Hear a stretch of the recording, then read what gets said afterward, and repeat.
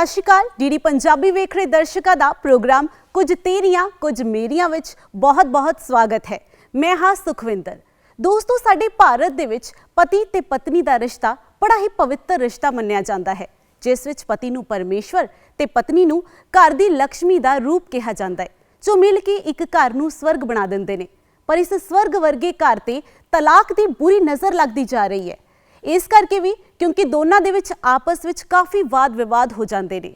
सो अज दे इस प्रोग्राम विच असी गल करांगे भारत विच वध रहे तलाक दे मामलों ते और टुटदे रिश्तियां दे बारे। पर शुरुआत एक सवाल दे नाल कि पति पत्नी दे प्यार भरे इस रिश्ते नूं आखिर तलाक दी बुरी नज़र लग किवें जांदी है।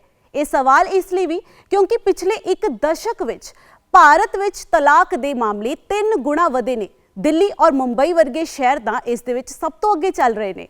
आखिर इस तरह क्यों हुंदा है? एक अंतरराष्ट्रीय संस्था ने तां आगाह तक कर दिता है कि जेकर भारत विच लोकां ने अपने रिश्तिਆਂ ਨੂੰ बचाउण दी कोशिश ना कीती तां भारत विश्व दा मोहरी देश बन जाएगा तलाक दे मामलिਆਂ विच। एक अंतरराष्ट्रीय संस्था रक्षक फाउंडेशन ने तां आगाह कर दिता है कि जेकर भारत विच लोकां ने रिश्तिਆਂ ਨੂੰ बचाउण दी कोशिश ना कीती तां बच्चिਆਂ दी मानसिकता ते बहुत बुरा असर पवेगा और आने वाली पीढ़ी ते भी। सो दोस्तों, इस तरह के कई सारे सवाल ने जो साडे जहन विच घूम रहे हैं। इन्हां सारे सवालों का जवाब देने के लिए अज असी अपने प्रोग्राम दे विच इनवाइट किया है कुछ मेहमानों नूं जो टुटदे रिश्तियां दे बारे सानू जानकारी देणगे। सो ताड़ियां दे नाल स्वागत करो साडे इस शो के पहले मेहमान का, जो एक समाज सेविका ने और टुटदे रिश्तियां दीयां तंदां नूं जोड़न दी कोशिश विच लगे हुए ने। परमिंदर बेरी जी। स्वागत करो साडे इस शो के दूसरे मेहमान का, गुरु नानक देव यूनिवर्सिटी के PRO प्रवीण पुरी जी, जो रिश्तियां दे बारे सानू जानकारी देंगे। स्वागत करो साडे इस प्रोग्राम की तीसरी मेहमान का, जो एडवोकेट लॉयर ने और रिश्तियां दे बारे सानू कानूनी जानकारी देंगे, नवजोत कौर। इस दे नाल साडे नाल स्टूडियो विच मौजूद है नेहा शर्मा, जो सिंगल मदर है और रिश्तियां दी अहमियत दे बारे सानू जानकारी देंगे। एक स्वागत साडी ऑडियंस दा भी, जो साडे शो दा हिस्सा बने ने। बहुत बहुत स्वागत है तुहाडा सारियां दा। सो सब तो पहला सवाल सर मैं तुहाडे तो ही पूछना चाहूँगी। अमेरिकन कंपनी ने एक सर्वे किया कि भारत दे विच 42% जिहड़ा नौजवान है वो विआह ही नहीं करना चाहता है। इस दे पिछे दी मुख्य वजह की हो सकती है और इस सर्वे दे विच कितनी की सच्चाई है? मेरे ख्याल से पहला तो सानू अमेरिका वर्गी किसी भी एजेंसी का इस ते इतबार नहीं करना चाहिए कि भारतीय नौजवान जिहड़े आ वो विआह वाले एक सिस्टम तो भजना चाहते हैं कि ये कोई बहुत ही वधिया गल नहीं, एक नमोशी वाली गल है। साडे भारती सभ्याचार जिहड़ा साडा अपना कल्चर आ वो पूरी तरह विआह वाले सिस्टम नाल बझा होया वा। साडे समाज नूं पता वा कि पति पत्नी का एक खूबसूरत रिश्ता वा, मिठास भरिया रिश्ता वा। ਇਹਦੇ ਵਿੱਚ ਕੜੱਤ नहीं पैदा करनी चाहिए। साडे नौजवान, साडियां बच्चियां, साडे बच्चे विआह करवाउणा चाहुंदे ने, वो इस समाज का हिस्सा बनना चाहुंदे ने, इस समाज नूं विकसित सेहतमंद बनाउण लई अपना रोल करना चाहुंदे ने। इहो जिहियां मैं इस दे नाल इन्हां सहमत नहीं हाँ। ये साडी जिहड़ी अमीर परंपरा वा ना विआह दे सिस्टम दी, वो एकदम ते बण ही नहीं गई। उहनूं हज़ारां करोड़ा अरबां साल लगे ने विआह वाला सिस्टम बन लग्या नूं, क्योंकि साडे पुरखियां ने ये गल समझ ली कि जिन्ना चिर तक औरत मर्द का एक जिहड़ा खूबसूरत रिश्ता वा इहनूं वधिया तरीके नाल मजबूती नाल निभाया नहीं ना जाऊगा, उन्ना चिर साडा ये समाज आ सेहतमंद नहीं हो सकता, वो खिंडर जाऊगा, वो अर्थहीन हो जाऊगा। इस करके इस रिश्ते नूं होर पवित्र बनाउणा चाहीदा, होर मजबूत बनाउणा चाहीदा। ते इहदे विच जिहड़े भी कोई कारण ने, कुछ समस्यावां ने, कुछ चुनौतियां ने, साडे बच्चिआं नूं उहनां नूं सामना करना दसना चाहीदा कि इन्हां चुनौतियां नूं सामना करो। ये नहीं आ कि तुसीं विआह दे तो मुनकर होण दा मतलब सीधा ही आ कि वो अपने फर्जां तो, अपनी जिम्मेवारियां तो भज रहे ने, नाल दे नाल अपनियां जिहड़ियां अमीर परंपरावां उन्हां तो भज रहे ने, नाल दे नाल साडे जिहड़े गुरु साहिबान ने सानू इस बंधन विच बंधन लई कहा वा। इस एक तरह ਉਹ ਆਪਣੇ ਗੁਰੂਆਂ ਤੋਂ ਵੀ ਬੇਮੁਖ ਹੋਣ ਵਾਲੀ ਗੱਲ ਆ। ਮੈਂ ਇਸ ਦੇ ਨਾਲ ਸਹਿਮਤ ਨਹੀਂ ਆ। ਸਾਨੂੰ ਆਪਣੀਆਂ ਪਰੰਪਰਾਵਾਂ ਤੇ ਪਹਿਰਾ ਦੇਣਾ ਚਾਹੀਦਾ ਜੀ ਬਿਲਕੁਲ। ਮੈਮ ਜਿਵੇਂ ਸਰ ਨੇ ਕਿਹਾ ਕਿ ਹੈ ਨਾ ਨੌਜਵਾਨ ਜਿਹੜਾ ਹੈ ਉਹ ਇਸ ਤਰ੍ਹਾਂ ਦੇ ਸਰਵੇਸ ਦੇ ਨਾਲ ਹੋਰ ਜ਼ਿਆਦਾ ਉਸਦੇ ਦਿਮਾਗ ਦੇ ਵਿੱਚ ਗਲਤ ਚੀਜ਼ਾਂ ਆਉਂਦੀਆਂ ਨੇ ਕਿ ਰਿਸ਼ਤਾ ਤੋੜਨਾ ਹੈ ਅਸੀਂ, ਕਿਉਂਕਿ ਸਰਵੇ ਹੋਇਆ ਹੈ ਕਿ ਲੋਕੀ ਵਿਆਹ ਹੀ ਨਹੀਂ ਕਰਨਾ ਚਾਹੁੰਦੇ। ਫੈਸ਼ਨ ਵੀ ਬਣ ਗਿਆ ਅੱਜ ਕੱਲ੍ਹ। ਕਈ ਐਸੇ ਨੌਜਵਾਨ ਨੇ ਜਿਹੜੇ ਇਹ ਗੱਲ ਕਹਿੰਦੇ ਨੇ ਕਿ ਨਹੀਂ ਨਹੀਂ ਮੈਂ ਤਾਂ ਸਿੰਗਲ ਹੀ ਠੀਕ ਹਾਂ, ਖੁਸ਼ ਹਾਂ, ਇਕੱਲੇ ਰਹਿਣਾ ਜ਼ਿਆਦਾ ਬੈਟਰ ਹੈ। ਵਿਆਹ ਦੇ 100 ਸਿਆਪੇ ਹੁੰਦੇ ਨੇ। ਸੋ ਸਿਆਪੇ ਤਾਂ ਪਹਿਲਾਂ ਵੀ ਬਹੁਤ ਹੁੰਦੇ ਸੀ, ਰਿਸ਼ਤੇ ਪਹਿਲਾਂ ਵੀ ਟੁੱਟਦੇ ਹੁੰਦੇ ਸੀਗੇ, ਅੱਜ ਵੀ ਟੁੱਟ ਰਹੇ ਨੇ। ਪਰ ਪਹਿਲਾਂ ਦੀਆਂ ਵਜ੍ਹਾ ਦੇ ਵਿੱਚ ਔਰ ਅੱਜ ਦੀਆਂ ਵਜ੍ਹਾ ਦੇ ਵਿੱਚ ਫਰਕ ਕੀ ਹੈ? हाँ, घर जरूर टुट रहे ये कोई दो गला नहीं। गृहस्थ आश्रम ऐसा आश्रम है जरा सारे कहते कि बड़ा मुश्किल है निभाना। संन्यास लेना बड़ा आसान है लेकिन गृहस्थ आश्रम ਨੂੰ ਨਿਭਾਉਣਾ ਬਹੁਤ ਮੁਸ਼ਕਿਲ ਹੈ। ਪਹਿਲੇ ਜਦੋਂ ਸਮੱਸਿਆਵਾਂ, ਕਿਉਂਕਿ ਮੈਂ ਇੱਕ ਇਹੋ ਜਿਹੇ NGO ਨਾਲ ਜੁੜੀ ਹਾਂ ਜਿੱਥੇ ਅਸੀਂ ਪਰਿਵਾਰਿਕ ਸਮੱਸਿਆਵਾਂ ਦਾ ਹੱਲ ਕਰਨ ਦੀ ਕੋਸ਼ਿਸ਼ ਕਰਦੇ ਹਾਂ। ਪਹਿਲੇ ਦਾਜ ਦਹੇਜ ਨੂੰ ਲੈ ਕੇ ਕੇਸਿਸ ਆਉਂਦੇ ਸੀ, ਜਾਂ ਕਿਸੇ ਨੇ ਨਸ਼ਾ ਸ਼ਰਾਬ ਕਰ ਦਿਆ ਲੜਕਾ ਤੇ ਲੜਕੀ ਨੂੰ ਪੂਰਾ ਘਰ ਦਾ ਖਰਚ ਨਹੀਂ ਮਿਲ ਰਿਹਾ ਜਾਂ ਉਹਦੇ ਨਾਲ ਉਹਦਾ ਬਿਹੇਵੀਅਰ ਅੱਛਾ ਨਹੀਂ, ਇਸ ਕਰਕੇ ਹੁੰਦੇ ਸੀ। ਸੋ ਇਸ ਕਿਸਮ ਦੇ ਕੇਸਿਸ ਆਉਂਦੇ ਸੀ। ਹੁਣ ਸਮੇਂ ਦੇ ਨਾਲ ਤੁਸੀਂ ਹੈਰਾਨ ਹੋਵੋਗੇ ਕਿ ਕੇਸਿਸ ਆਉਂਦੇ ਆ ਜੀ पर्सनैलिटी डिफरेंस बहुत है। लड़का बहुत स्मार्ट है, लड़की घट स्मार्ट है, या अदर वे राउंड लड़की बड़ी पढ़ी लिखी है और बड़ी अपने आप को बहुत अच्छा तरीके नाल कंडक्ट कर दिया तो लड़का ਉਹਦੇ ਮੁਕਾਬਲੇ 'ਚ नहीं है। सो इस किस्म ਦੇ मतलब ਮੈਂਟਲ ਕੰਪੈਟੀਬਿਲਿਟੀ ਨਹੀਂ ਹੁੰਦੀ, ਮਾਨਸਿਕ ਤੌਰ ਤੇ ਉਹਨਾਂ ਦਾ ਤਾਲਮੇਲ ਬਰਾਬਰ ਨਹੀਂ ਹੁੰਦਾ, ਇਸ ਕਰਕੇ ਰਿਸ਼ਤੇ ਟੁੱਟ ਰਹੇ ਆ। ਫਿਰ ਕੁਝ ਵਜ੍ਹਾ ਇਸ ਤਰ੍ਹਾਂ ਦੀਆਂ ਇਹ ਵੀ ਪੁਰਾਣੀ ਗੱਲ ਹੈ, ਅੱਜ ਕੱਲ੍ਹ ਵੀ ਚੱਲ ਰਹੀ ਹੈ। ਕਈ ਵਾਰੀ ਪੇਕਿਆਂ ਦੀ ਖਾਸ ਕਰਕੇ ਲੜਕੀ ਦੀ ਮਾਂ ਦੀ ਇੰਟਰਫੇरेंस ਬਹੁਤ ਘਰ ਵਿੱਚ ਹੁੰਦੀ ਹੈ। ਔਰ ਕਿਉਂਕਿ ਹੁਣ ਇੱਕ ਦੂਸਰੇ ਨੂੰ ਸੰਪਰਕ ਕਰਨਾ ਬਹੁਤ ਸੌਖਾ ਹੋ ਗਿਆ ਤਾਂ ਮੋਬਾਈਲ ਜਿਹੜਾ ਬਹੁਤ ਹੀ ਖਰਾਬ ਰੋਲ ਪਲੇ ਕਰ ਰਿਹਾ। ਪਹਿਲੇ ਜ਼ਮਾਨੇ 'ਚ ਹੁੰਦਾ ਸੀ ਲੜਕੀ ਨਾਲ ਕੋਈ ਹੋ ਗਈ ਬਦਸਲੂਕੀ ਹੋ ਗਈ, ਛੋਟੀ ਮੋਟੀ ਸਮੱਸਿਆ ਆ ਗਈ ਤੇ चिट्ठी पाई, 3-4 ਦਿਨਾਂ ਬਾਅਦ चिट्ठी मिलती है, 4 ਦਿਨਾਂ ਬਾਅਦ ਘਰ ਭਰਾ ਪੁੱਛਣ ਆਉਂਦਾ ਕੀ ਗੱਲ ਹੋ ਗਈ ਤੇ ਲੜਕੀ ਭੁੱਲ ਗਈ ਹੁੰਦੀ ਹੈ ਕਿ ਕੀ ਸਮੱਸਿਆ ਸੀ। ਹੁਣ ਇਨਸਟੈਂਟ ਹੋ ਜਾਂਦਾ ਕੰਮ, ਫੋਨ ਗਿਆ, ਲੜਕੀ ਦਾ ਅਟੈਚੀ ਤਿਆਰ ਹੁੰਦਾ, ਮਾਂ ਜਾਂਦੀ ਹੈ ਉਹਨੂੰ ਵਾਪਸ ਲੈ ਆਉਂਦੀ ਹੈ। ਸੋ ਇਹ ਸੋਸ਼ਲ ਨੈਟਵਰਕਿੰਗ, ਔਰ ਇਸ ਦੇ ਇਲਾਵਾ ਸੋਸ਼ਲ ਨੈਟਵਰਕਿੰਗ ਦਾ ਹੋਰ ਵੀ ਬਹੁਤ ਪ੍ਰੋਬਲਮਸ ਹੈ। ਘਰਾਂ ਨੂੰ ਤੋੜਨ ਵਿੱਚ ਇਹਦਾ ਬਹੁਤ ਵੱਡਾ ਹੱਥ ਹੈ। ਜੀ ਬਿਲਕੁਲ। ਬੱਚੇ ਬੱਚੀਆਂ ਇੱਦਾਂ ਮਿਸਯੂਜ਼ ਬਹੁਤ ਕਰ ਰਹੇ ਆ, ਬਿਨਾਂ ਵਜ੍ਹਾ ਕੋਈ ਫੇਸਬੁੱਕ ਫਰੈਂਡ ਬਣਾ ਲਿਆ, ਕਿਤੇ ਚੈਟ ਕਰ ਲਈ। ਜਦੋਂ ਖਾਸ ਕਰਕੇ ਲੜਕੀਆਂ ਜਦੋਂ ਇਹੋ ਜਿਹੇ ਕੰਮ ਵਿੱਚ ਪੈਂਦੀਆਂ, ਪਤੀ ਬਰਦਾਸ਼ਤ ਨਹੀਂ ਕਰਦਾ ਜਦੋਂ ਉਹਨੂੰ ਪਤਾ ਲੱਗਦਾ, ਉਹ ਫੋਟੋਗ੍ਰਾਫਸ ਹੀ ਦੇਖ ਲੈਂਦਾ, ਗਲਤ ਕਿਸਮ ਦੀਆਂ ਫੋਟੋਗ੍ਰਾਫਸ, ਅਨਪੋਲਿਸ਼, ਨੋਟ ਕਿ ਉਹਨਾਂ ਨੂੰ ਉਹ ਚੀਜ਼ ਦੀ ਅਵੇਅਰਨੈਸ ਵੀ ਨਹੀਂ ਹੁੰਦੀ ਕਿ ਉਹ ਕੀ ਕਰ ਰਹੀਆਂ, ਅਨਪੋਲੀ ਇਹੋ ਜਿਹਾ ਕੰਮ ਕਰ ਲੈਂਦੀਆਂ ਔਰ ਉਹ ਸੀਰੀਅਸ ਗੱਲ ਹੋ ਜਾਂਦੀ ਹੈ। ਔਰ ਤੁਹਾਨੂੰ ਪਤਾ ਅੱਜ ਕੱਲ੍ਹ ਤੁਸੀਂ ਸਾਰੀ ਕਿਸੇ ਨੂੰ ਕਾਲ ਕਰੋ, ਕਾਲ ਡਿਟੇਲਸ ਮੰਗੀਆਂ ਜਾ ਸਕਦੀਆਂ। ਸੋ ਇਸ ਕਿਸਮ ਦੇ ਆਉਂਦੇ ਆ। ਇੱਕ ਹੋਰ ਅੱਜ ਕੱਲ੍ਹ ਮੈਨੂੰ ਬਹੁਤ ਦੁਖੀ ਹੁੰਦੀ ਮੈਂ ਸੁਣ ਕੇ, ਐਕਸਟਰਾ ਮੈਰਿਟਲ ਰਿਲੇਸ਼ਨਸ਼ਿਪਸ। ਇਹ ਸਾਡੀ ਬੱਚੀਆਂ ਵਿੱਚ ਵੀ, ਨੌਜਵਾਨ ਲੜਕੀਆਂ ਵਿੱਚ ਵੀ ਹੈ ਕਿ ਗ੍ਰਸਥ ਆਸ਼ਰਮ ਜਿਸ ਤਰ੍ਹਾਂ ਹੁਣੇ ਇਹਨਾਂ ਨੇ ਦੱਸਿਆ ਕਿ ਬੜਾ ਖੂਬਸੂਰਤ ਆਸ਼ਰਮ ਹੈ, ਇਹਨੂੰ ਬੜੇ ਪਿਆਰ ਨਾਲ ਨਿਭਾਉਣਾ ਚਾਹੀਦਾ, ਘਰ ਟੁੱਟਣੇ ਨਹੀਂ ਚਾਹੀਦੇ। ਲੇਕਿਨ ਕਈ ਵਾਰੀ ਇਹ ਸੋਸ਼ਲ ਨੈਟਵਰਕਿੰਗ ਕਰਕੇ ਹੀ ਜਾਂ ਹੋਰ ਵਜ੍ਹਾ ਕਰਕੇ ਹੀ ਲੜਕੀ ਦਾ ਰਿਲੇਸ਼ਨ ਕਿਤੇ ਬਾਹਰ ਹੋਰ ਹੋ ਜਾਂਦਾ। ਜ਼ਿਆਦਾ ਕੇਸਿਸ ਇੱਥੇ ਆਉਂਦੇ ਜਿੱਥੇ ਆਦਮੀ ਦਾ ਰਿਲੇਸ਼ਨ ਕਿਸੇ ਹੋਰ ਨਾਲ ਹੋ ਜਾਂਦਾ। ਇਹ ਵੀ ਇੱਕ ਵਜ੍ਹਾ ਹੈ ਘਰ ਟੁੱਟਣ ਦੀ, ਹੋਰ ਗੱਲਾਂ ਦੇ ਇਲਾਵਾ। ਨਵਜੋਤ ਜੀ, ਮੈਂ ਤੁਹਾਨੂੰ ਪੁੱਛਣਾ ਚਾਹੁੰਦੀ ਹਾਂ, ਤੁਸੀਂ ਕਚਹਿਰੀ ਵਿੱਚ ਰੋਜ਼ ਕਈ ਤਰ੍ਹਾਂ ਦੇ ਕੇਸਿਸ ਦੇਖਦੇ ਹੋਵੋਗੇ। ਸੋ ਕਿੰਨੇ ਕੁ ਸੱਚ ਹੁੰਦੇ ਨੇ, ਕਿੰਨੇ ਕੁ ਝੂਠੇ ਹੁੰਦੇ ਨੇ? ਅੱਜ ਕੱਲ੍ਹ ਨਾ ਇੱਕ ਬਹੁਤ ਜ਼ਿਆਦਾ ਟ੍ਰੈਂਡ ਚੱਲ ਰਿਹਾ ਹੈ, ਕੁੜੀ ਬਹੁਤ ਜਲਦੀ ਬਲੈਕਮੇਲ ਕਰਨ ਲੱਗ ਜਾਂਦੀ ਹੈ ਆਪਣੇ ਸਹੁਰੇ ਪਰਿਵਾਰ ਨੂੰ ਕਿ ਜੇਕਰ ਤੁਸੀਂ ਮੈਨੂੰ ਜ਼ਰਾ ਕੁ ਵੀ ਤੰਗ ਜਾਂ ਪਰੇਸ਼ਾਨ ਕੀਤਾ ਜਾਂ ਫਿਰ ਮੈਨੂੰ ਕੁਝ ਵੀ ਕਹਿ ਦਿੱਤਾ ਜਾਂ ਮੇਰੀ ਮਰਜ਼ੀ ਨਾ ਕਰਨ ਦਿੱਤੀ ਤਾਂ ਮੈਂ ਤੁਹਾਡੇ ਤੇ ਦਹੇਜ ਦਾ ਕੇਸ ਪਾ ਦੂੰਗੀ। ਸੋ ਇਸ ਤਰ੍ਹਾਂ ਦੇ ਕਿੱਦਾਂ ਦੇ ਕੇਸ ਆਉਂਦੇ ਨੇ ਕੋਰਟ ਦੇ ਵਿੱਚ? ਫੇਕ ਕੇਸਿਸ ਕਿੰਨੇ ਕੁ ਆਉਂਦੇ ਨੇ? ਜਿੱਦਾਂ ਤੁਸੀਂ ਕਿਹਾ, ਇੱਕ ਸਰਵੇ ਦੇ ਵਿੱਚ ਵੀ ਆਇਆ ਕਿ ਮੋਸਟਲੀ ਜਿਹੜੇ ਹੁੰਦੇ ਆ 50% ਕੇਸਿਸ ਜੋ ਹੁੰਦੇ ਆ ਫੇਕ ਹੁੰਦੇ ਆ। ਜੀ ਘਰ ਦੇ ਵਿੱਚ ਥੋੜਾ ਜਿਹਾ ਵੀ ਝਗੜਾ ਨਹੀਂ ਹੋਇਆ ਤੇ ਨਾਲ ਹੀ ਧਮਕੀ ਦੇਤੀ ਕਿ ਮੈਂ ਤੇਰੇ ਖਿਲਾਫ ਅੱਜ ਕੇਸ ਫਾਈਲ ਕਰ ਦੂੰਗੀ, ਕਿਉਂਕਿ ਟੋਲਰੈਂਸ ਨਹੀਂ ਹੈਗੀ ਅੱਜ ਕੱਲ ਦੀ ਯੂਥ ਦੇ ਵਿੱਚ। ਪਹਿਲਾਂ ਟੋਲਰੈਂਸ ਹੁੰਦੀ ਸੀ, ਅਸੀਂ ਬਰਦਾਸ਼ਤ ਕਰ ਲੈਂਦੇ ਸੀਗੇ, ਬਟ ਅੱਜ ਕੱਲ ਕੀ ਹੈਗਾ ਕਿ ਸਾਡੇ 'ਚ ਟੋਲਰੈਂਸ ਨਹੀਂ ਹੈਗੀ। ਦੋਨੋਂ ਇੰਡੀਪੈਂਡੈਂਟ ਹੈ, ਆਪਣਾ ਦੋਨੋਂ ਕਮਾ ਰਹੇ ਨੇ, ਉਹੀ ਹੋ ਜਾਂਦਾ ਆਪਣੇ ਆਪ 'ਚ ਆ ਜਾਂਦਾ ਹੈ ਕਿ ਮੈਂ ਵੀ ਤਾਂ ਕਮਾ ਰਹੀ ਹਾਂ, ਤੁਸੀਂ ਮੈਨੂੰ ਇੱਦਾਂ ਕਿੱਦਾਂ ਕਹਿ ਦਿੱਤਾ ਨਾ। ਪਹਿਲੇ ਟੋਲਰੇਟ ਕਰ ਲੈਂਦੇ ਸੀ, ਅੱਜ ਕੱਲ੍ਹ ਆਪਾਂ ਟੋਲਰੇਟ ਨਹੀਂ ਕਰਦੇ। ਤਾਂ ਫਿਰ ਨਿੱਕੀ ਜਿਹੀ ਗੱਲ ਨਹੀਂ ਹੁੰਦੀ ਹੈਗੀ, ਕਹਿ ਦਿੰਦੇ ਕਿ ਮੈਂ ਤੇਰੇ ਤੇ ਕੇਸ ਕਰ ਦੂੰ। ਕੁਛ ਅਸੀਂ ਆਪਣੇ ਰਾਈਟਸ ਬਾਰੇ ਬਹੁਤ ਅਵੇਅਰ ਹੋ ਗਏ ਹਾਂ, ਫੀਮੇਲਸ ਨੂੰ ਆਪਣੇ ਰਾਈਟਸ ਬਹੁਤ ਪਤਾ ਚੱਲ ਗਏ ਹੈ ਕਿ ਮੇਰੇ ਆ ਵੀ ਰਾਈਟਸ ਹੈ। ਬਟ ਠੀਕ ਹੈ, ਗੌਰਮੈਂਟ ਨੇ ਰਾਈਟਸ ਦਿੱਤੇ ਹੈ, ਸਾਡੀਆਂ ਸਰਕਾਰਾਂ ਨੇ ਸਾਨੂੰ ਹੱਕ ਦਿੱਤੇ ਨੇ, ਸਾਨੂੰ ਬਰਾਬਰਤਾ ਲਿਆਉਣ ਲਈ ਦਿੱਤੀ ਕਿ ਅਸੀਂ ਵੀ ਮਰਦ ਦੇ ਬਰਾਬਰ ਸਮਾਜ ਦੇ ਵਿੱਚ ਵਿਚਰੀਏ। ਪਰ ਇਹਦਾ ਇਹ ਮਤਲਬ ਨਹੀਂ ਹੈਗਾ ਕਿ ਅਸੀਂ ਆਪਣੇ ਜੋ ਵੀ ਹੱਕ ਨੇ ਇਹਨਾਂ ਦਾ ਮਿਸਯੂਜ਼ ਕਰੀਏ। ਐਕਚੁਅਲੀ ਚ ਹੁੰਦਾ ਕੀ ਹੈ, ਜਿਨ੍ਹਾਂ ਨੂੰ ਐਕਚੁਅਲੀ ਦੇ ਵਿੱਚ ਪ੍ਰੋਬਲਮ ਹੁੰਦੀ, ਐਕਚੁਅਲੀ ਜੋ ਵਿਕਟਿਮ ਹੁੰਦੇ ਨਾ, ਉਹਨਾਂ ਦੇ ਕੇਸਿਸ ਤਾਂ ਪਹੁੰਚਦੇ ਹੀ ਨਹੀਂ ਹੈ, ਕੰਪਲੇਂਟ ਫਾਈਲ ਹੁੰਦੀਆਂ ਹੀ ਨਹੀਂ ਹੈ, ਉਹ ਵਿਚਾਰੇ ਦਰ ਤੇ ਠੋਕਰਾਂ ਖਾਂਦੇ ਨੇ। ਔਰ ਕੁਝ ਹੁੰਦੇ ਨੇ ਚਲੋ ਜੀ ਕਾਲ ਕੀਤੀ 100 ਨੰਬਰ ਤੇ, ਪੁਲਿਸ ਨੂੰ ਬੁਲਾ ਲਿਆ ਤੇ ਸਾਰਿਆਂ ਦੇ ਖਿਲਾਫ ਕੰਪਲੇਂਟ ਫਾਈਲ ਕਰਤੀ। ਉਹ ਕਿਤੇ ਨਾ ਕਿਤੇ ਰਿਸ਼ਤੇ ਨੂੰ ਖਰਾਬ ਕਰਦੇ ਨੇ, ਕਿਉਂਕਿ ਜਦੋਂ ਗੱਲ ਘਰੋਂ ਬਾਹਰ ਨਿਕਲ ਜਾਂਦੀ ਹੈ ਨਾ ਤੇ ਉਹਨੂੰ ਸਮੇਟਣਾ ਮੁਸ਼ਕਿਲ ਹੋ ਜਾਂਦਾ ਹੈ। ਠੀਕ ਹੈ, ਤੁਹਾਡੇ ਘਰ ਦੇ ਵਿੱਚ ਤੁਹਾਡੇ ਆਪਸ ਦੇ ਵਿੱਚ ਡਿਸਪਿਊਟ ਹੋਇਆ, ਪਹਿਲੀ ਗੱਲ ਤਾਂ ਹਸਬੈਂਡ ਵਾਈਫ ਆਪਸ ਦੇ ਵਿੱਚ ਉਸ ਡਿਸਪਿਊਟ ਨੂੰ ਸੋਲਵ ਕਰਨ ਦੀ ਕੋਸ਼ਿਸ਼ ਕਰੋ। ਐਟ ਲਾਸਟ ਮੂਮੈਂਟ ਤੱਕ ਨਹੀਂ ਸੌਰਟਡ ਹੋ ਰਿਹਾ, ਤੁਹਾਡੀ ਫੈਮਿਲੀ ਤੁਹਾਡੇ ਨਾਲ ਖੜੀ ਹੈ, ਫੈਮਿਲੀ ਨਾਲ ਡਿਸਕਸ ਕਰੋ ਕਿ ਸਾਡੇ ਵਿੱਚ ਆਹ ਚੀਜ਼ਾਂ ਕ੍ਰੀਏਟ ਹੋ ਰਹੀਆਂ ਨੇ, ਅਸੀਂ ਇਹਨਾਂ ਨੂੰ ਕਿੱਦਾਂ ਦੂਰ ਕਰੀਏ। ਤੁਹਾਡੇ ਕੁਝ ਫਰੈਂਡਸ ਹੁੰਦੇ ਨੇ ਬਹੁਤ ਕਲੋਜ਼, ਜਿਨ੍ਹਾਂ ਨਾਲ ਆਪਾਂ ਸ਼ੇਅਰ ਹਰੇਕ ਗੱਲ ਕਰ ਲੈਣੇ ਨਾ, ਉਹਨਾਂ ਤੋਂ ਸੁਜੈਸ਼ਨ ਲਓ। ਜੀ ਬਿਲਕੁਲ, ਜਿਵੇਂ ਤੁਸੀਂ ਦੱਸਿਆ ਹੁਣੀ ਕਿ ਫੇਕ ਕੇਸਿਸ ਜਿਹੜੇ ਨੇ ਉਹ ਜ਼ਿਆਦਾ ਨੇ, ਸੋ ਉਸ ਤਰ੍ਹਾਂ ਦੇ ਕੇਸਿਸ ਦੇ ਵਿੱਚ ਮੁੰਡਾ ਹੈ, ਉਸ ਦਾ ਪਰਿਵਾਰ ਹੈ, ਉਹ ਜ਼ਿਆਦਾ ਸਫਰ ਕਰਦੇ ਨੇ।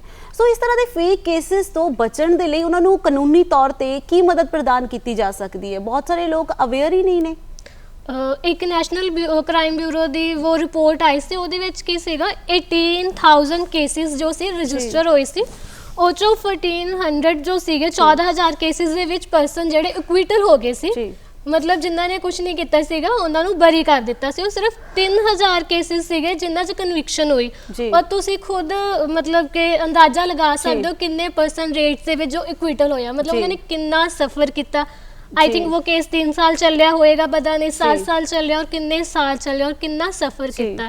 और मैं यही सुजैशन दिंदी, अगर तुहाडे घर दे विच डिस्प्यूट हो रहा, चाहे वाइफ तुहानू धमकी दे रही है, चाहे हसबैंड तुहानू धमकी दे रहा है कि मैं तेरे फैमिली खिलाफ केस कर दूं, सो तुसी पहला ही जाके ओदी पुलिस नू कंप्लेंट दे दो कि मेरे खिलाफ ये इदा हरासमेंट कर रहे ने, मैनू मैंटली डिस्टर्ब कर रहे ने। सो कल ਨੂੰ ਕੋਈ ਵੀ ਐਕਸ਼ਨ ਲੈਂਦੇ ਤੇ ਅਸੀਂ ਉਹਦੇ ਲਈ ਲਾਇਬਲ ਨਹੀਂ ਹੋਵਾਂਗੇ। ਸੋ ਮੇਰਾ ਅਗਲਾ ਸਵਾਲ ਨੇਹਾ ਜੀ ਤੁਹਾਡੇ ਤੋਂ ਹੈ, ਤੁਸੀਂ ਸਿੰਗਲ ਮਦਰ ਹੋ, ਤੁਸੀਂ ਲਾਈਫ ਦੇ ਵਿੱਚ ਬਹੁਤ ਕੁਝ ਫੇਸ ਕੀਤਾ ਹੋਏਗਾ। ਸੋ ਰਿਸ਼ਤੇ ਜਿਹੜੇ ਬੜੀ ਜਲਦੀ ਅੱਜਕੱਲ ਟੁੱਟ ਰਹੇ ਨੇ, ਇਸ ਦੇ ਬਾਰੇ ਤੁਸੀਂ ਕੀ ਕਹਿਣਾ ਚਾਹੋਗੇ? ਮੇਰਾ ਮੰਨਣਾ ਇਹ ਹੈ ਕਿ ਜੇ ਰਿਸ਼ਤੇ ਵਿੱਚ ਜਦ ਕੰਡੀਸ਼ਨਸ ਆ ਜਾਂਦੇ ਹੈ ਉਹ ਰਿਸ਼ਤੇ ਫਿਰ ਚੱਲ ਨਹੀਂ ਸਕਦੇ ਹੈ ਨਾ। ਕੰਡੀਸ਼ਨ ਜੈਸੇ ਕਿ ਜਿੱਦਾਂ ਤੁਸੀਂ ਕਹਿੰਦੇ ਕਿ ਮੈਮ ਨੇ ਕਿਹਾ ਕਿ मतलब लड़की और लड़के जेंट्स और लेडीज़ दोवां नू बराबरी दा हक मिलिया है ना, रहन दा, जीन दा, बनान दा, करन दा, अपने अपने मतलब करियर नू बनान दा, अपने आप नू निखारन दा मौका मिलिया है। ते फिर जदों किसी रिश्ते च कंडीशनस आ जांदी उत्थे फिर नहीं निभदे, बहुत ज़्यादा नहीं। थोड़े टाइम पहला की हुंदा सी कि ਆਪਾਂ ਕੁੜੀਆਂ ਨੂੰ ਘੱਟ ਪੜਾਉਂਦੇ ਸੀ, ਠੀਕ ਹੈ, ਕੁੜੀਆਂ ਇੰਨੀ ਅੱਗੇ ਨਹੀਂ ਸੀਗੀਆਂ, ਉਹਨਾਂ ਨੂੰ ਥੋੜੇ ਜੇ ਘਰ 'ਚ ਰਹੋ, ਘਰ ਦੇ ਕੰਮ ਸਾਂਭੋ, ਮੈਰਿਜ ਹੋ ਗਈ ਤਾਂ ਬੱਚੇ ਸਾਂਭੋ, ਮਾਂ-ਬਾਪ मतलब ਉਹਨਾਂ ਦੀ ਕੇਅਰ ਕਰੋ, ਇਹ ਕੰਮ ਹੁੰਦਾ ਸੀ। ਬਟ ਜਦੋਂ ਆਪਾਂ ਕੁੜੀਆਂ ਨੂੰ ਅੱਗੇ ਕੀਤਾ ਹੈ, ਉਹਨਾਂ ਨੂੰ ਪੜ੍ਹਾਇਆ ਲਿਖਾਇਆ ਹੈ, ਤੇ ਨੈਚੁਰਲੀ ਉਹਨਾਂ ਨੇ ਆਪਣਾ मतलब ਹੱਕ ਵੀ ਮੰਗਣਾ ਹੈ, ਉਹਨਾਂ ਨੇ ਆਪਣੇ करियर ਦੀ ਵੀ ਗੱਲ ਕਰਨੀ ਹੈ ਉਹਨਾਂ ਨੇ, ਔਰ ਹੈ ਵੀ ਹੁਣ ਕੁੜੀਆਂ ਹਰ ਪਲੇਟਫਾਰਮ 'ਚ ਅੱਗੇ ਹੈ, ਹਰ ਫੀਲਡ 'ਚ ਆ ਰਹੀਆਂ ਨੇ। ਤੇ ਫਿਰ ਇਦਾਂ ਨਹੀਂ ਹੋਣਾ ਚਾਹੀਦਾ। ਉਹਨਾਂ ਦੀ ਵੀ ਕੁਝ ਖੁਆਇਸ਼ਾਂ ਹੁੰਦੀ, ਉਹਨਾਂ ਦੀ ਵੀ ਲਾਈਫ ਹੁੰਦੀ ਹੈ ਕਿ ਚਲੋ ਉਹਨਾਂ ਨੇ ਜੀਣਾ ਹੈ ਜਾਂ ਕਰਨਾ ਹੈ। ਮੈਂ ਵਕੀਲ ਸਾਹਿਬਾ ਦੀ ਗੱਲ ਨੂੰ ਅੱਗੇ ਤੋਰਨਾ ਚਾਹੁੰਦੀ ਹਾਂ ਕਿ 2 ਸਾਲ ਪਹਿਲੇ ਸੁਪਰੀਮ ਕੋਰਟ ਦੇ ਆਰਡਰਸ ਦੇ ਅਨੁਸਾਰ ਹਰ ਜ਼ਿਲ੍ਹੇ ਵਿੱਚ ਇੱਕ ਕਮੇਟੀ ਗਠਿਤ ਕੀਤੀ ਗਈ ਸੀ, ਜਿਹਦੇ ਵਿੱਚ ਇੱਕ ਰਿਟਾਇਰਡ ਜੱਜ ਸਾਹਿਬ, retired police officer, 2 social worker ਸੀਗੀਆਂ। ਉਹ ਜਿਹੜੀ ਟੀਮ ਸੀ ਉਹ ਇੰਟਰਵਿਊ ਕਰਦੀ ਸੀ ਜਾਂ ਕਾਉਂਸਲਿੰਗ ਕਰਦੀ ਸੀ, ਗਾਈਡ ਕਰਦੀ ਸੀ ਔਰ ਸੁਣਦੀ ਸੀ ਉਹਨਾਂ ਕੇਸਿਸ ਨੂੰ ਜਿਨ੍ਹਾਂ ਉੱਤੇ 498 406 ਲੱਗੀ ਹੋਈ ਹੈ। ਤੁਹਾਨੂੰ ਪਤਾ ਹੋਣਾ, ਹਾਂਜੀ, ਉਹ ਬਹੁਤ ਅੱਛੀ ਮੇਰੇ ਸੋਚ ਸੀਗੀ ਸੁਪਰੀਮ ਕੋਰਟ ਦੀ, ਔਰ ਹਰ ਜ਼ਿਲ੍ਹੇ ਵਿੱਚ ਸੀ। ਸੋ ਪੁਲਿਸ ਵੀ ਕੋਲ ਜਿਹੜੇ ਕੇਸਿਸ ਆਉਂਦੇ ਸੀ ਜਿੱਥੇ ਲੜਕੀਆਂ ਨੇ ਘਰੇਲੂ ਹਿੰਸਾ ਦੇ ਕੇਸ ਕੀਤੇ ਹੋਏ ਹੁੰਦੇ ਸੀ ਜਾਂ ਦਾਜ ਦੇ ਕੀਤੇ ਸੀ, ਜਿਸ ਤਰ੍ਹਾਂ ਤੁਸੀਂ ਜ਼ਿਕਰ ਕਰ ਰਹੇ ਸੀ ਕਿ ਕਈ ਵਾਰੀ ਝੂਠੇ ਕੇਸ ਵੀ ਹੁੰਦੇ ਆ। ਸੋ ਉਹ ਕੇਸਿਸ ਝੂਠੇ ਹੈ ਕਿ ਸੱਚੇ ਹੈ, ਉਹ ਕਮੇਟੀ ਗੱਲਾਂ ਵਿੱਚ ਜਾਇਜ਼ਾ ਅੰਦਾਜ਼ਾ ਲਗਾ ਲੈਂਦੀ ਸੀ, ਲੇਕਿਨ ਉਸ ਕਮੇਟੀ ਨੂੰ ਭੰਗ ਕਰ ਦਿੱਤਾ ਗਿਆ। ਸੋ ਮੈਂ ਇਸ ਪਲੇਟਫਾਰਮ ਤੋਂ ਇਹ ਵੀ ਕਹਿਣਾ ਚਾਹਾਂਗੀ ਕਿ ਇਹੋ ਜਿਹੀਆਂ ਕਮੇਟੀਆਂ ਸਗੋਂ ਬਣਨੀਆਂ ਚਾਹੀਦੀਆਂ। ਤੁਸੀਂ ਗੱਲ ਕਰ ਰਹੇ ਸੀ ਕਿ ਮੁੰਡਾ ਆਪਣੇ ਆਪ ਨੂੰ ਕਿਸ ਤਰ੍ਹਾਂ ਪ੍ਰੂਵ ਕਰੇ, ਵੈਸੇ ਬੜਾ ਔਖਾ ਪ੍ਰੂਵ ਕਰਨਾ। ਲੜਕੀ ਇੱਕ ਐਪਲੀਕੇਸ਼ਨ ਦੇ ਦਿੰਦੀ ਹੈ ਕਿ ਮੇਰੇ ਨਾਲ ਘਰੇਲੂ ਹਿੰਸਾ ਹੋ ਰਹੀ ਹੈ, ਅਮਰੀਕਾ 'ਚ ਬੈਠੀ ਮੇਰੀ ਨਨਾਣ ਟੈਲੀਫੋਨ ਤੇ ਗੱਲਾਂ ਕਰਕੇ ਮੈਨੂੰ ਮੈਂਟਲ ਟੌਰਚਰ ਮੈਨੂੰ ਦੇ ਰਹੀ ਹੈ। ਸੋ ਇਹੋ ਜਿਹੀਆਂ ਗੱਲਾਂ ਲੜਕਾ ਬਿਲਕੁਲ ਪ੍ਰੂਵ ਨਹੀਂ ਕਰ ਸਕਦਾ, ਔਰ ਮੋਸਟਲੀ ਕੇਸਿਸ ਵਿੱਚ ਲੜਕੇ ਦੇ ਅਗੇਂਸਟ ਕਾਰਵਾਈ ਹੋ ਜਾਂਦੀ ਹੈ। ਜੀ ਬਿਲਕੁਲ। ਸੋ ਯੂਥ ਦੀ ਗੱਲ ਚੱਲ ਰਹੀ ਹੈ, ਨੌਜਵਾਨਾਂ ਦੀ ਗੱਲ ਚੱਲ ਰਹੀ ਹੈ। ਸੋ ਸਾਡੇ ਨਾਲ ਸਾਡੀ ਆਡੀਅנס ਵੀ ਹੈ, ਜ਼ਿਆਦਾ ਨੌਜਵਾਨ ਹੀ ਨੇ। ਸੋ ਅਗਰ ਤੁਸੀਂ ਕੋਈ ਸਵਾਲ ਪੁੱਛਣਾ ਚਾਹੁੰਦੇ ਹੋ ਸਾਡੇ ਐਕਸਪਰਟਸ ਤੋਂ ਤਾਂ ਤੁਸੀਂ ਪੁੱਛ ਸਕਦੇ ਹੋ। ਹਾਂਜੀ, ਤੁਹਾਡਾ ਕੀ ਸਵਾਲ ਹੈ ਜੀ? तो पहले नमस्ते जी, मेरा नाम निधान जैन है ਤੇ ਮੈਂ ਪੀਜੋ ਕਾਲਜ ਤੋਂ ਹਾਂ ਜੀ। ਮੈਮ ਜਿੱਦਾਂ ਤੁਸੀਂ ਐਡਵੋਕੇਟ ਹੋ ਤੇ ਮੇਰਾ ਕੁਐਸਚਨ ਹੈ ਕਿ ਸਭ ਤੋਂ ਜ਼ਿਆਦਾ ਕੇਸਿਸ ਕਿਸ ਰੀਜ਼ਨ ਨਾਲ ਆਉਂਦੇ ਡਿਵੋਰਸ ਦੇ, ਮਤਲਬ ਜਿੱਦਾਂ ਕਿ ਫਾਈਨੈਂਸ਼ੀਅਲ ਕੰਡੀਸ਼ਨਸ ਲਈ ਜਾਂ ਮੈਡਮ ਨੇ ਕਿਹਾ ਐਕਸਟਰਾ ਮੈਰਿਟਲ ਅਫੇਅਰਸ ਲਈ, ਮਤਲਬ ਸਭ ਤੋਂ ਜ਼ਿਆਦਾ ਕਿਹੜੇ ਕੰਡੀਸ਼ਨਸ ਹੁੰਦੇ ਆ? ਡਿਵੋਰਸ ਦੇ ਪਿੱਛੇ ਬਹੁਤ ਸਾਰੇ ਰੀਜ਼ਨ ਆ। ਅਸੀਂ ਕਿਸੇ ਇੱਕ ਰੀਜ਼ਨ ਨੂੰ ਡਿਟਰਮਾਈਨ ਨਹੀਂ ਕਰ ਸਕਦੇ ਕਿ ਇਸ ਇੱਕ ਰੀਜ਼ਨ ਕਰਕੇ ਜਿਹੜਾ ਡਿਵੋਰਸ ਹੁੰਦਾ ਹੈ। ਮੇਨਲੀ ਜੋ ਅੱਜ ਕੱਲ੍ਹ ਯੂਥ ਦੇ ਵਿੱਚ ਪ੍ਰੋਬਲਮ ਕੀ ਆ ਰਹੀ ਹੈ, ਟੋਲਰੈਂਸ ਨਹੀਂ ਹੈਗੀ। ਅਸੀਂ ਇੱਕ ਦੂਜੇ ਨੂੰ ਬਰਦਾਸ਼ਤ ਨਹੀਂ ਕਰ ਰਹੇ, ਸਾਡੇ 'ਚ ਈਗੋ ਕਲੈਸ਼ ਬਹੁਤ ਹੋ ਰਹੀ ਹੈ ਨਾ। ਥੋੜ੍ਹਾ ਜਿਹਾ ਕੁਝ ਕਿਹਾ ਨਹੀਂ ਤੇ ਨਾਲ ਹੀ ਚਲੋ ਜੀ ਅਸੀਂ ਤੇ ਤੋਂ ਡਿਵੋਰਸ ਲੈ ਲਾਂਗੇ, ਮੈਂ ਤੇਰੇ ਨਾਲ ਨਹੀਂ ਰਹਿਣਾ ਹੈਗਾ। ਪਹਿਲੇ ਸਮੇਂ ਦੇ ਵਿੱਚ ਅਸੀਂ ਟੋਲਰੇਟ ਕਰ ਲੈਂਦੇ ਸੀ ਚੀਜ਼ਾਂ, ਬਟ ਅੱਜ ਦੇ ਸਮੇਂ ਵਿੱਚ ਵਹੀ ਹੈ ਕਿ ਸਾਡੇ 'ਚ ਟੋਲਰੈਂਸ ਨਹੀਂ ਰਹੀ ਹੈਗੀ। ਅਸੀਂ ਪੜ੍ਹ ਲਿਖ ਜ਼ਿਆਦਾ ਗਏ ਹਾਂ, ਸਾਨੂੰ ਆਪਣੇ ਰਾਈਟਸ ਦੇ ਬਾਰੇ ਅਵੇਅਰ ਹੋ ਗਏ ਹਾਂ। ਪਤੀ ਪਤਨੀ ਦਾ ਜਿਹੜਾ ਰਿਸ਼ਤਾ ਵਾ ਨਾ, ਇਹ ਪੂਰਵਕ ਹੈ, ਇੱਕ ਸਿੱਕੇ ਦੇ ਦੋ ਪਹਿਲੂ ਨੇ। ਪਰ ਸਾਡੇ ਜਿਹੜਾ ਮੀਡੀਆ ਵਾ ਜਾਂ ਹੋਰ ਪ੍ਰਚਾਰ ਦੇ ਸਾਧਨ ਆ, ਉਹਨੇ ਮਰਦ ਔਰਤ ਨੂੰ ਇੱਕ ਦੂਜੇ ਦੇ ਵਿਰੁੱਧ ਕਰ ਦਿੱਤਾ ਵਾ, ਇੱਕ ਦੂਜੇ ਦੇ ਓਪੋਜਿਟ ਖੜਾ ਕਰ ਦਿੱਤਾ ਵਾ। ਜਦੋਂ ਇਹ ਜੇ ਇੱਕ ਦੂਜੇ ਦੇ ਵਿਰੋਧੀ ਲੱਗਣਗੇ, ਵਿਰੋਧੀ ਭਾਵ ਨਜ਼ਰ ਆਊਗਾ ਕਿ ਨਹੀਂ ਮੈਂ ਇਹਦਾ ਵਿਰੋਧ ਕਰਨਾ ਹੀ ਕਰਨਾ ਵਾ, ਮੈਂ ਇਹਦੀ ਕੋਈ ਗੱਲ ਸਹਿਣ ਕਰਨੀ ਨਹੀਂ ਆ, ਜਾਂ ਮੈਂ ਇਹਦੇ ਨਾਲ ਆਪਣੀ ਸਹਿਮਤੀ ਪ੍ਰਗਟਾਉਣੀ ਨਹੀਂ ਆ, ਤੇ ਉਦੋਂ ਫਿਰ ਉਹ ਜਿਹੜਾ ਚੰਗਾ ਰਿਸ਼ਤਾ ਵਾ, ਜਿਹੜਾ ਪਤੀ ਪਤਨੀ ਦਾ ਵਧੀਆ ਰਿਸ਼ਤਾ ਵਾ, ਖੂਬਸੂਰਤ ਰਿਸ਼ਤਾ, ਜਿਹਨੇ ਸਾਡੇ ਸਮਾਜ ਨੇ ਜਿਹਨੂੰ ਐਕਸੈਪਟ ਕੀਤਾ ਵਾ, ਉਹਨੂੰ ਪ੍ਰਵਾਨਗੀ ਦਿੱਤੀ ਆ, ਤੇ ਉਹਦੇ ਵਿੱਚ ਜੋ ਉਹ ਕਾਰਨ ਜਿਹੜਾ ਨਾ, ਜਦੋਂ ਇਹ ਮਰਦ ਔਰਤ ਨੂੰ ਇੱਕ ਦੂਜੇ ਦੇ ਵਿਰੋਧ ਚ ਕਰ ਦਾਂਗੇ, ਉਹਨੂੰ ਇੱਕ ਨਹੀਂ ਕਰਾਂਗੇ, ਉਹਨਾਂ ਦੇ ਵਿੱਚ ਆਪਸੀ ਅੰਡਰਸਟੈਂਡਿੰਗ ਵਧਾਵਾਂਗੇ ਨਹੀਂ, ਤੇ ਉਹ ਨੈਚੁਰਲੀ ਆ ਕਿ ਉਹਨਾਂ ਵਿੱਚ ਤਲਾਕ ਦੇ ਜ਼ਿਆਦਾ ਸੰਭਾਵਨਾਵਾਂ ਪੈਦਾ ਹੋਣਗੀਆਂ। ਜੇ ਤਲਾਕ ਦੀਆਂ ਸੰਭਾਵਨਾਵਾਂ ਹੀ ਘਟਾਉਣੀਆਂ ਨੇ, ਆਪਣੇ ਸਮਾਜ ਨੂੰ ਸਿਹਤਮੰਦ ਤੇ ਖੂਬਸੂਰਤ ਬਣਾਉਣਾ ਵਾ, ਇਹੋ ਜਿਹੀਆਂ ਭਾਵਨਾਵਾਂ ਨੂੰ ਪੈਦਾ ਨਹੀਂ ਕਰਨਾ ਚਾਹੀਦਾ ਕਿ ਇਹ ਪਤੀ ਪਤਨੀ ਇੱਕ ਦੂਜੇ ਦੇ ਵਿਰੋਧੀ ਹੋ ਗਏ ਨੇ। ਵਿਰੋਧੀ ਨਹੀਂ ਆ, ਉਹ ਪੂਰਵਕ ਨੇ। ਉਹਨਾਂ ਨੂੰ ਇੱਕ ਦੂਜੇ ਦਾ ਸਾਥ ਦੇਣਾ ਚਾਹੀਦਾ ਤੇ ਸਾਥ ਬਾਹ ਪਾ ਕੇ ਸਮਾਜ ਵਿਚਰਨਾ ਚਾਹੀਦਾ। ਜੀ ਬਿਲਕੁਲ ਸਰ, ਜਿਵੇਂ ਕਹਿ ਰਹੇ ਨੇ, ਇਹਨੂੰ ਪੇਸ਼ੈਂਸ ਕਹਿੰਦੇ ਨੇ। ਪੇਸ਼ੈਂਸ ਦੀ ਕਮੀ ਬਹੁਤ ਹੈ ਅੱਜ ਕੱਲ੍ਹ ਦੇ ਨੌਜਵਾਨ ਪੀੜ੍ਹੀ ਦੇ ਵਿੱਚ। ਸਬਰ ਨਹੀਂ ਕਰਦੇ ਨੇ, ਜੇਕਰ ਕੋਈ ਇੱਕ ਛੋਟੀ ਜਿਹੀ ਗੱਲ ਵੀ ਕਹਿ ਦਿੰਦਾ ਹੈ ਤਾਂ ਉਸ ਨੂੰ ਬਹੁਤ ਵੱਡਾ ਬਣਾ ਦਿੱਤਾ ਜਾਂਦਾ ਹੈ। ਈਗੋ ਕਲੈਸ਼ ਹੋ ਜਾਂਦੀਆਂ ਨੇ ਬਹੁਤ ਜ਼ਿਆਦਾ। ਸੋ ਮੈਮ, ਤੁਸੀਂ ਥੋੜ੍ਹੀ ਦੇਰ ਪਹਿਲਾਂ ਦੱਸਿਆ ਕਿ ਸੋਸ਼ਲ ਮੀਡੀਆ ਜਿਹੜਾ ਹੈ ਉਸ ਦੇ ਕਾਰਨ ਵੀ ਬਹੁਤ ਸਾਰੇ ਰਿਸ਼ਤੇ ਜਿਹੜੇ ਨੇ ਉਹ ਟੁੱਟ ਰਹੇ ਨੇ, ਔਰ ਉਸ ਦੇ ਵਿੱਚ ਇੱਕ NRI ਮੈਰਿਜਸ ਦਾ ਵੀ ਕੰਸੈਪਟ ਬੜਾ ਚੱਲ ਰਿਹਾ ਹੈ। ਪਿੱਛੇ ਜਿਹੇ ਕੁਝ ਕੇਸਿਸ ਹੋਏ ਜਿਸ ਦੇ ਵਿੱਚ ਮੁੰਡਿਆਂ ਨੇ ਸੁਸਾਈਡ ਤੱਕ ਅਟੈਂਪਟ ਕਰ ਦਿੱਤੀ, ਤੇ ਉਸ ਦੇ ਉੱਤੇ ਥੋੜੀ ਜਿਹੀ ਜਾਣਕਾਰੀ ਸਾਨੂੰ ਤੁਸੀਂ ਦਿਓ। ਬਿਲਕੁਲ ਠੀਕ ਕਹਿ ਰਹੇ ਹੋ ਕਿ ਸਾਡਾ ਦੁਆਬਾ ਖਾਸ ਕਰਕੇ ਪੰਜਾਬ ਵਿੱਚ ਹੁਣ ਵੀ ਤੁਸੀਂ ਦੇਖੋ ਯੂਨੀਵਰਸਿਟੀਜ਼ ਕਾਲਜਿਸ ਵਿੱਚ ਐਡਮਿਸ਼ਨਸ ਬੜੀਆਂ ਘਟ ਗਈਆਂ, ਗਿਰ ਗਈਆਂ। ਵਜ੍ਹਾ ਇਹ ਹੈ ਕਿ 1 ਏਕੜ ਜ਼ਮੀਨ ਆਪਣੀ ਇੱਕ ਖੇਤ ਜ਼ਮੀਨ ਵੇਚ ਲਓ ਔਰ ਅਸੀਂ ਆਸਟ੍ਰੇਲੀਆ ਜਾ ਕੇ ਸੈਟਲ ਹੋ ਜਾਈਏ, ਅਸੀਂ ਕੈਨੇਡਾ ਜਾ ਕੇ ਸੈਟਲ ਹੋ ਜਾਈਏ। ਇਹ ਬੱਚਿਆਂ ਦੀ ਬਹੁਤ ਸਾਲਾਂ ਤੋਂ ਸਾਡੇ ਦੁਆਬਾ ਬੈਲਟ ਵਿੱਚ ਤੇ ਹੁੰਦਾ ਕੀ ਹੈ ਕਿ ਲੜਕਾ ਕਈ ਵਾਰੀ ਐਸੇ ਵੀ ਦੇਸ਼ ਵਿੱਚ ਚਲਾ ਜਾਂਦਾ ਜਿੱਥੇ ਉਹ ਸੈਟਲ ਹੀ ਨਹੀਂ ਹੋ ਪਾਉਂਦਾ, ਮਤਲਬ ਔਰ ਇਲੀਗਲ ਤਰੀਕੇ ਨਾਲ ਰਹਿ ਰਿਹਾ ਹੁੰਦਾ। ਇੱਥੇ ਲੜਕੀ ਨਾਲ ਬਹੁਤ ਖਾਸ ਕਰਕੇ ਨੌਜਵਾਨ ਮੇਰੀ ਗੱਲ ਸੁਣ ਕੇ ਬਹੁਤ ਹੈਰਾਨ ਹੋਣਗੇ ਕਿ ਫੋਟੋ ਨਾਲ ਅਜੇ ਵੀ ਸ਼ਾਦੀਆਂ ਹੋ ਰਹੀਆਂ ਬੇਟਾ। ਫੋਟੋ ਔਰ ਤਲਵਾਰ ਰੱਖ ਦਿੱਤੀ ਤੇ ਫੇਰੇ ਕਰਾ ਦਿੱਤੇ। ਇਸ ਕਿਸਮ ਦੀਆਂ ਸ਼ਾਦੀਆਂ ਵੀ ਹੋ ਰਹੀਆਂ। ਨੋਰਮਲ ਜਿੱਥੇ ਲੜਕਾ ਆ ਵੀ ਸਕਦਾ, ਸ਼ਾਦੀ ਕਰਾ ਜਾਂਦਾ, ਉਸ ਤੋਂ ਬਾਅਦ ਆਪਣੀ ਪਤਨੀ ਨੂੰ, ਆਪਣੀ ਦੁਲਹਨ ਨੂੰ ਆਪਣੇ ਮਾਂ-ਬਾਪ ਕੋਲ ਛੱਡ ਜਾਂਦਾ ਉਹਨਾਂ ਦੀ ਸੇਵਾ ਕਰਨ ਵਾਸਤੇ। ਦਾਜ ਦਹੇਜ ਵੀ ਰੱਖ ਲੈਂਦੇ ਆ ਔਰ ਮੁੜ ਉਹਦੀ ਵਾਪਸੀ ਨਹੀਂ ਹੁੰਦੀ। ਸੋ ਲੜਕੀਆਂ ਬੜਾ ਸਫਰ ਕਰਦੀਆਂ। ਇਸ ਦੇ ਉਲਟ ਜਿਹੜੀ ਗੱਲ ਨੂੰ ਤੁਸੀਂ ਛੋਇਆ, ਉਹ ਇਸ ਤਰ੍ਹਾਂ ਵੀ ਹੋ ਰਿਹਾ ਕਈ ਵਾਰੀ ਲੜਕੀਆਂ ਬਾਹਰ ਆਲਰੇਡੀ ਸੈਟਲ ਹੋਈਆਂ ਹੁੰਦੀਆਂ, ਜਾਂ ਫਿਰ ਉਹਨਾਂ ਨੇ ਜੀ ਆਇਲਟਸ ਦਾ ਐਗਜ਼ਾਮ ਪਾਸ ਕਰ ਲਿਆ ਹੁੰਦਾ। ਅਖਬਾਰਾਂ ਵਿੱਚ ਵੀ ਤੁਸੀਂ ਕਦੀ ਸ਼ਨੀਚਰਵਾਰ ਤੇ ਐਤਵਾਰ ਦੀਆਂ ਅਖਬਾਰਾਂ ਪੜ੍ਹੋ ਜਿੱਥੇ ਰਿਸ਼ਤਿਆਂ ਵਾਸਤੇ ਲੋਕ ਪੁੱਛਦੇ, ਉਹਨਾਂ 'ਚ ਲਿਖਿਆ ਹੁੰਦਾ ਲੜਕੀ ਨੇ ਆਇਲਟਸ ਕੀਤੇ ਹੋਏ ਤੇ ਜਿਹੜਾ ਲੜਕਾ ਜਾ ਸਕਦਾ ਵਿਦੇਸ਼ ਉਹਦੇ ਨਾਲ ਸਪਾਊਸ ਜਾ ਸਕਦਾ। ਸੋ ਲੜਕਾ ਪੈਸਾ ਖਰਚ ਕਰਦਾ, ਬੜਾ ਕੁਝ ਆਪਣੀ ਧਨ ਦੌਲਤ, ਕਈ ਵਾਰੀ ਜ਼ਮੀਨ ਜਾਇਦਾਦ ਵੇਚ ਕੇ ਵੀ ਵਿਆਹ ਕਰਕੇ ਨਾਲ ਚਲਾ ਜਾਂਦਾ, ਉੱਥੇ ਜਾ ਕੇ ਲੜਕੀ ਉਹਨੂੰ ਛੱਡ ਜਾਂਦੀ ਹੈ। ਸੋ ਇੱਥੇ ਵਿਕਟਿਮ ਲੜਕਾ ਹੋ ਜਾਂਦਾ। ਪਰ ਸਾਡੀ ਕੋਸ਼ਿਸ਼ ਇਹ ਹੁੰਦੀ ਹੈ ਕਈ ਵਾਰੀ ਕਿ ਲੜਕਾ ਦੁਬਈ ਚਲਾ ਗਿਆ, ਮੁੜ ਕੇ 7 ਸਾਲ ਹੋ ਗਏ ਜੀ ਆਇਆ ਹੀ ਨਹੀਂ, ਕਿ ਕਿਸੇ ਤਰੀਕੇ ਨਾਲ ਉਹਨਾਂ ਦੇ ਮਾਂ-ਬਾਪ ਨੂੰ ਬੁਲਾ ਕੇ ਕੋਈ ਸੈਟਲਮੈਂਟ ਕਰਾ ਦਈਏ, ਕਿਉਂਕਿ ਬੱਚੀ ਦਾ ਮੁੜ ਵਸੇਵਾ ਵੀ ਹੋਣਾ ਚਾਹੀਦਾ। ਜੇ ਚਲੋ ਇੱਕ ਉਹਦੇ ਤੇ ਦੁੱਖ ਆ ਗਿਆ, ਇਹਦਾ ਮਤਲਬ ਇਹ ਨਹੀਂ ਕਿ ਸਾਰੀ ਜ਼ਿੰਦਗੀ ਉਹ ਦੁੱਖ ਕੱਟੇ। ਔਰ ਦੂਸਰਾ ਹੈ ਕਿ ਲੜਕੀ ਨੂੰ ਇਹ ਵੀ ਚਾਹੀਦਾ ਕਿ ਆਪਣਾ ਥੋੜਾ ਜਿਹਾ ਭਵਿੱਖ ਬਾਰੇ ਵੀ ਸੋਚੇ। ਲੜਕੀਆਂ ਵੀ ਕਈ ਵਾਰੀ ਬੈਠੀਆਂ ਰਹਿੰਦੀਆਂ ਕਿ ਨਹੀਂ ਹੁਣ ਤੇ ਮੁੜ ਕੇ ਆਏਗਾ ਤਾਂ ਕਰਨਾ, ਕਈ ਵਾਰੀ ਖਾਸ ਕਰਕੇ ਜਿਨ੍ਹਾਂ ਦੇ ਬੱਚੇ ਹੋ ਜਾਂਦੇ ਉਹਨਾਂ ਵਾਸਤੇ ਬੜਾ ਮੁਸ਼ਕਿਲ ਹੁੰਦਾ।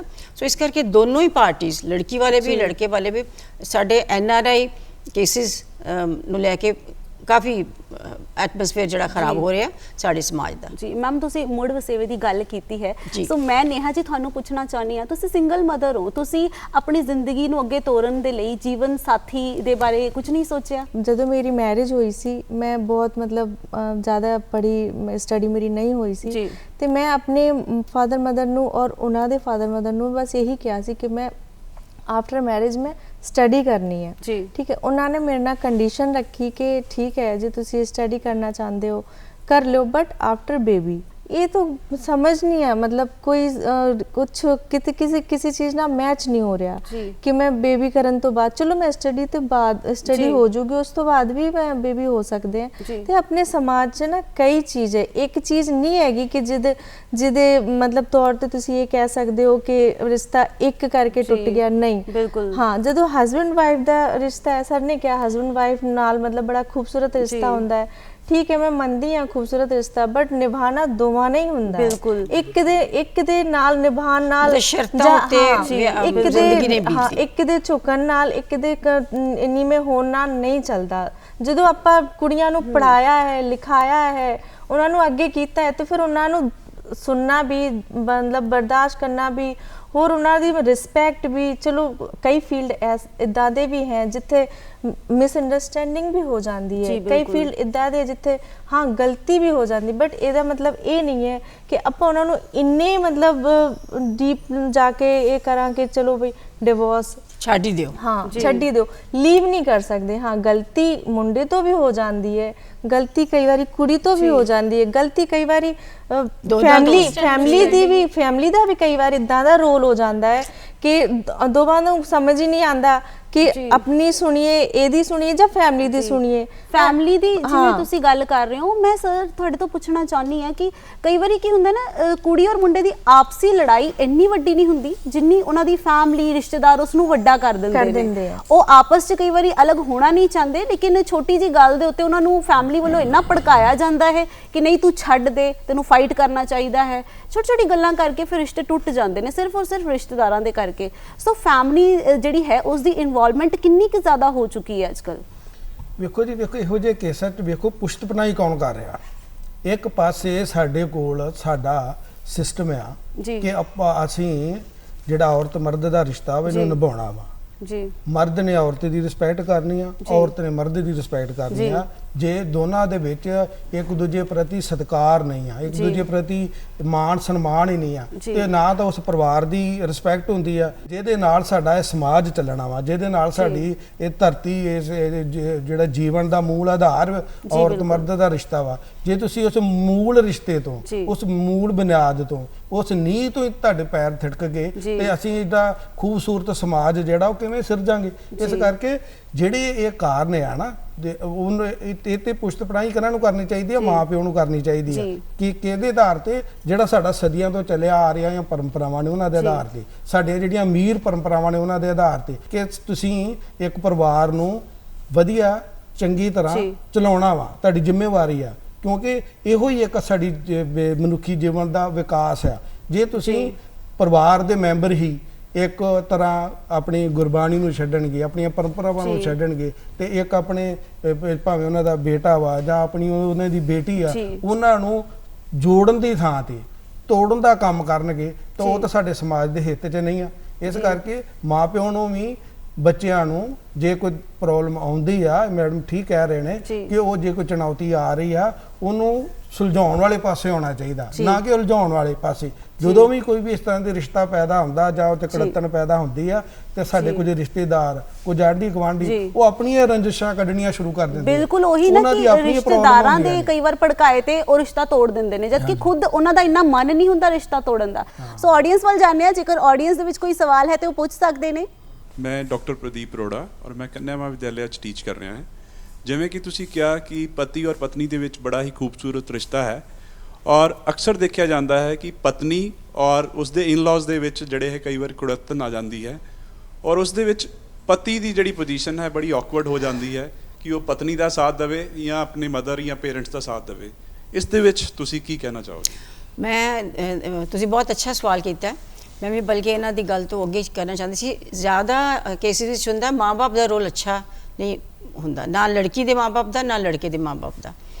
ਲੜਕੇ ਨੂੰ ਜੇ ਤੇ ਉਹ ਥੋੜਾ ਇੰਡੀਪੈਂਡੈਂਟ ਹੈ ਫਿਰ ਤੇ ਉਹਦੇ ਲਈ ਆਸਾਨ ਹੋ ਜਾਂਦਾ ਹੈ ਕਿ ਤਕੜੀ ਵਿੱਚ ਉਹਨੂੰ ਇੱਕ ਪਾਸੇ ਮਾਂ ਤੇ ਇੱਕ ਪਾਸੇ ਪਤਨੀ ਨੂੰ ਰੱਖਣਾ ਚਾਹੀਦਾ। ਜਦੋਂ ਮਾਂ ਦੀ ਗਲਤੀ ਹੋਵੇ ਉਹਨੂੰ ਅੰਦਰ ਖਾਤੇ ਮਾਂ ਨੂੰ ਸਮਝਾ ਦੇਵੇ ਕਿ ਮੰਮੀ ਤੁਸੀਂ ਗਲਤ ਕਹਿ ਰਹੇ ਹੋ, ਔਰ ਅਗਰ ਪਤਨੀ ਦੀ ਗਲਤੀ ਹੋਵੇ ਤੇ ਉਹਨੂੰ ਸਮਝਾ ਦੇ। ਲੇਕਿਨ ਆਮ ਤੌਰ ਤੇ ਲੜਕੇ ਇੱਕ ਦਾ ਹੀ ਪਕਸ਼ ਲੈ ਲੈਂਦੇ ਆ। ਸੋ ਸਾਨੂੰ ਇਹ ਸੋਚਣਾ ਚਾਹੀਦਾ, ਲੜਕੀਆਂ ਨੂੰ ਆਮ ਅਸੀਂ ਕਹਿੰਦੇ ਪਨੀਰੀਆਂ ਕਿ ਇੱਕ ਜਗ੍ਹਾ ਤੋਂ ਪੁੱਟ ਕੇ ਅਸੀਂ ਦੂਸਰੀ ਜਗ੍ਹਾ ਤੇ ਲਗਾਉਣੀ ਹੈ, ਠੀਕ ਹੈ ਨਾ। ਸੋ ਉਹ ਪਨੀਰੀਆਂ ਨੂੰ ਉਸਰਨ ਵਾਸਤੇ, ਫੁੱਟਣ ਵਾਸਤੇ ਕੁਝ ਵਕਤ ਚਾਹੀਦਾ। ਲੜਕੀਆਂ ਦੀਆਂ ਖਾਸ ਕਰਕੇ ਮਾਵਾਂ ਉਹ ਵਕਤ ਨਹੀਂ ਦਿੰਦੀਆਂ, ਉਹ ਇੰਨੇ ਬੇਸਬਰੇ ਹੋ ਜਾਂਦੇ ਆ, ਸਬਰ ਸੰਤੋਖ ਉਹਨਾਂ ਨੇ ਇੰਨਾ ਲੂਜ਼ ਕਰ ਰਿਹਾ।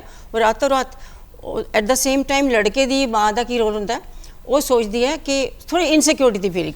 ਮੈਂ ਕਿਉਂਕਿ ਨੂੰਹ ਬਣ ਕੇ ਵੀ ਦੇਖਿਆ ਹੋਇਆ ਤੇ ਸੱਸ ਬਣ ਕੇ ਵੀ ਦੇਖਿਆ ਹੋਇਆ, ਤਜਰਬਾ ਵੀ ਹੈ ਔਰ ਕੇਸਿਸ ਹੈਂਡਲ ਵੀ ਕਰਦੀ ਹਾਂ।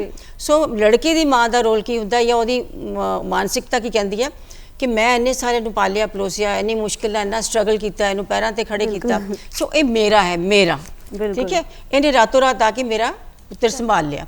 ਸੋ ਉਹ ਰਿਅਲਾਈਜ਼ ਨਹੀਂ ਕਰਦੀ ਕਿ ਮੈਂ ਵੀ ਕਿਸੇ ਦਾ ਪੁੱਤਰ ਕਿਸੇ ਵੇਲੇ ਸੰਭਾਲ ਲਿਆ ਸੀ। ਸੋ ਥੋੜਾ ਜਿਹਾ ਇਹ ਤਾਲਮੇਲ ਹੋ ਜਾਏ ਨਾ, ਸੋ ਕਦੀ ਸਮੱਸਿਆਵਾਂ ਨਾਲ ਸੱਸਾਂ ਸਮਝ ਲੈਣ ਕਿ ਮੈਂ ਥੋੜਾ ਜਿਹਾ ਬੈਕ ਸੀਟ ਲੈ ਲੈਣ ਟਾਈਮ ਆਉਣ ਤੇ, ਜੋ ਕਿ ਨਹੀਂ ਲੈਂਦੀਆਂ, ਈਗੋ ਪ੍ਰੋਬਲਮ ਜ਼ਿਆਦਾ ਆ ਜਾਂਦੀਆਂ। ਸੋ ਇਹ ਤਾਲਮੇਲ ਹੋਣਾ ਬਹੁਤ ਜ਼ਰੂਰੀ ਹੈ। ਪੇਰੈਂਟਸ ਦਾ ਰੋਲ ਜਿਹੜਾ ਅੱਛਾ ਹੋਣਾ, ਪੇਰੈਂਟਸ ਦਾ ਰੋਲ ਸਿਖਾਵਾਂ ਹੋਣਾ ਔਰ ਦੋਨਾਂ ਨੂੰ ਗਾਈਡ ਕਰਨਾ ਬਹੁਤ ਜ਼ਰੂਰੀ ਹੈ। ਬਿਲਕੁਲ ਮੈਮ ਨੇ ਇੱਕਦਮ ਸਹੀ ਕਿਹਾ। ਕਰਨਾ ਚਾਹੁੰਦੇ ਆ ਜਿੱਦਾਂ ਨਵਾਂ ਵਿਆਹ ਹੁੰਦਾ ਔਰ ਨੋ ਆਪਦੇ ਲੌਸ ਘਰ ਜਾਂਦੀ ਹੈ, ਸੋ ਉੱਥੇ ਦੋਵਾਂ ਨੂੰ ਐਡਜਸਟ ਕਰਨਾ ਹੁੰਦਾ। ਇਹ ਨਹੀਂ ਹੈ ਇੱਕ ਤੋਂ ਵੈਸੇ ਦੂਸਰੇ ਘਰ ਤੋਂ ਤੁਹਾਡੇ ਘਰ ਦੇ ਵਿੱਚ ਆਈ ਹੈ ਨਾ, ਤੁਹਾਡੇ ਘਰ ਦੇ ਤੌਰ ਤਰੀਕੇ ਅਲੱਗ ਹੋਣਗੇ, ਉਹਦੇ ਪਿਛਲੇ ਘਰ ਦੇ ਤੌਰ ਤਰੀਕੇ ਅਲੱਗ ਹੋਣਗੇ। ਸੋ ਦੋਨਾਂ ਨੂੰ ਹੀ ਉੱਥੇ ਇਕੁਅਲ ਬੈਲੈਂਸ ਬਣਾ ਕੇ ਆਪਣੇ ਰਿਲੇਸ਼ਨ ਨੂੰ ਜਿਹੜਾ ਸਟੇਬਲ ਕਰਨਾ ਚਾਹੀਦਾ ਹੈ। ਥੋੜਾ ਸੱਸ ਨੂੰ ਵੀ ਐਡਜਸਟ ਕਰਨਾ ਚਾਹੀਦਾ ਕਿ ਠੀਕ ਹੈ ਮੇਰੀ ਨੌਂ ਦੇ ਕੀ ਡਿਮਾਂਡਸ ਨੇ, ਉਹ ਪਿੱਛੋਂ ਕਿੱਦਾਂ ਰਹਿ ਰਹੀ ਸੀ, ਉਹਦਾ ਰਹਿਣ ਸਹਿਣ, ਔਰ ਨੌਂ ਨੂੰ ਵੀ ਆਪਣੀ ਨਵੀਂ ਫੈਮਿਲੀ ਦੇ ਅਕੋਰਡਿੰਗ ਜਿਹੜੀ ਆਪਣੀ ਐਡਜਸਟਮੈਂਟ ਕਰਨੀ ਚਾਹੀਦੀ। ਸੋ ਰਿਸ਼ਤਾ ਬਹੁਤ ਖੂਬਸੂਰਤ ਹੈ, ਦੋ ਫੈਮਲੀਆਂ ਆਪਸ ਦੇ ਵਿੱਚ ਮਿਲਦੀਆਂ ਨੇ। ਸੋ ਸਾਰੀ ਚੀਜ਼ ਐਡਜਸਟਮੈਂਟ ਤੇ ਹੈਗੀ ਆ, ਥੋੜੀ ਨੌਂ ਨੂੰ ਕਰਨੀ ਚਾਹੀਦੀ ਹੈ, ਥੋੜੀ ਸੱਸ ਨੂੰ।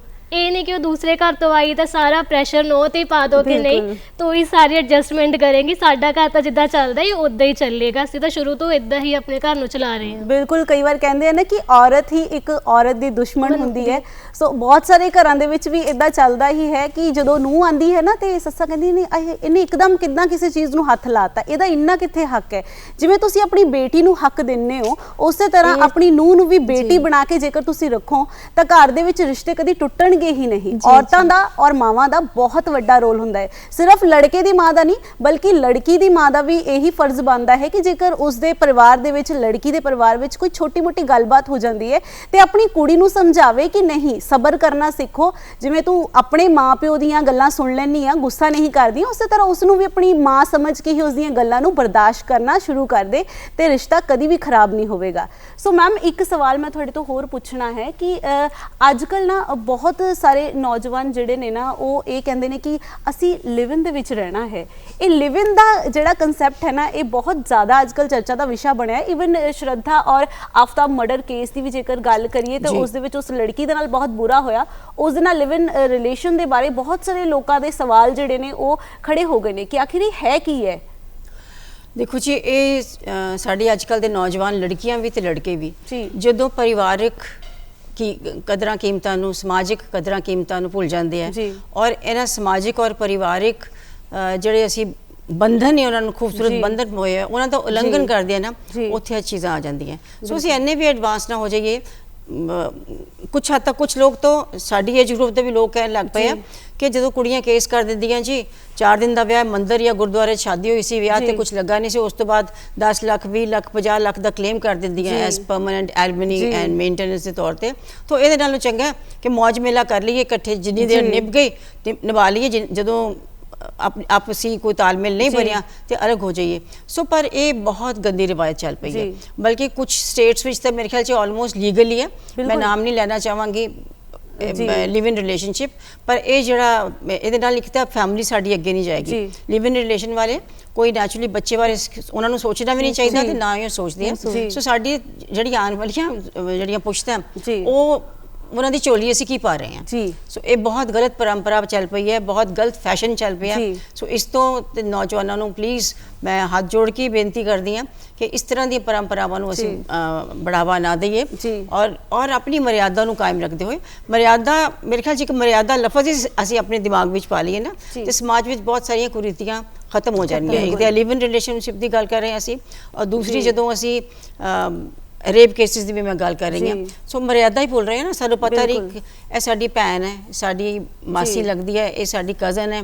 ਸੋ ਇਹ ਮਰਿਆਦਾ ਦਾ ਉਲੰਘਣ ਕਰਨ ਦੇ ਨਾਲ ਬਹੁਤ ਕੁਰੀਤੀਆਂ, ਜਿਨ੍ਹਾਂ ਵਿੱਚੋਂ ਇੱਕ ਕੁਰੀਤੀ ਹੈ ਲਿਵ ਇਨ ਰਿਲੇਸ਼ਨਸ਼ਿਪ ਵਾਲੀ ਵੀ ਆਈ ਹੈ। ਸੋ ਇਸ ਤੋਂ ਗੁਰੇਜ਼ ਕਰੋ। ਨਵਜੋਤ ਜੀ, ਲਿਵ ਇਨ ਰਿਲੇਸ਼ਨਸ਼ਿਪਸ ਨੂੰ ਲੈ ਕੇ ਕੀ ਕਾਨੂੰਨ ਬਣੇ ਹੋਏ ਨੇ, ਹੈ ਵੀ ਜਾਂ ਨਹੀਂ?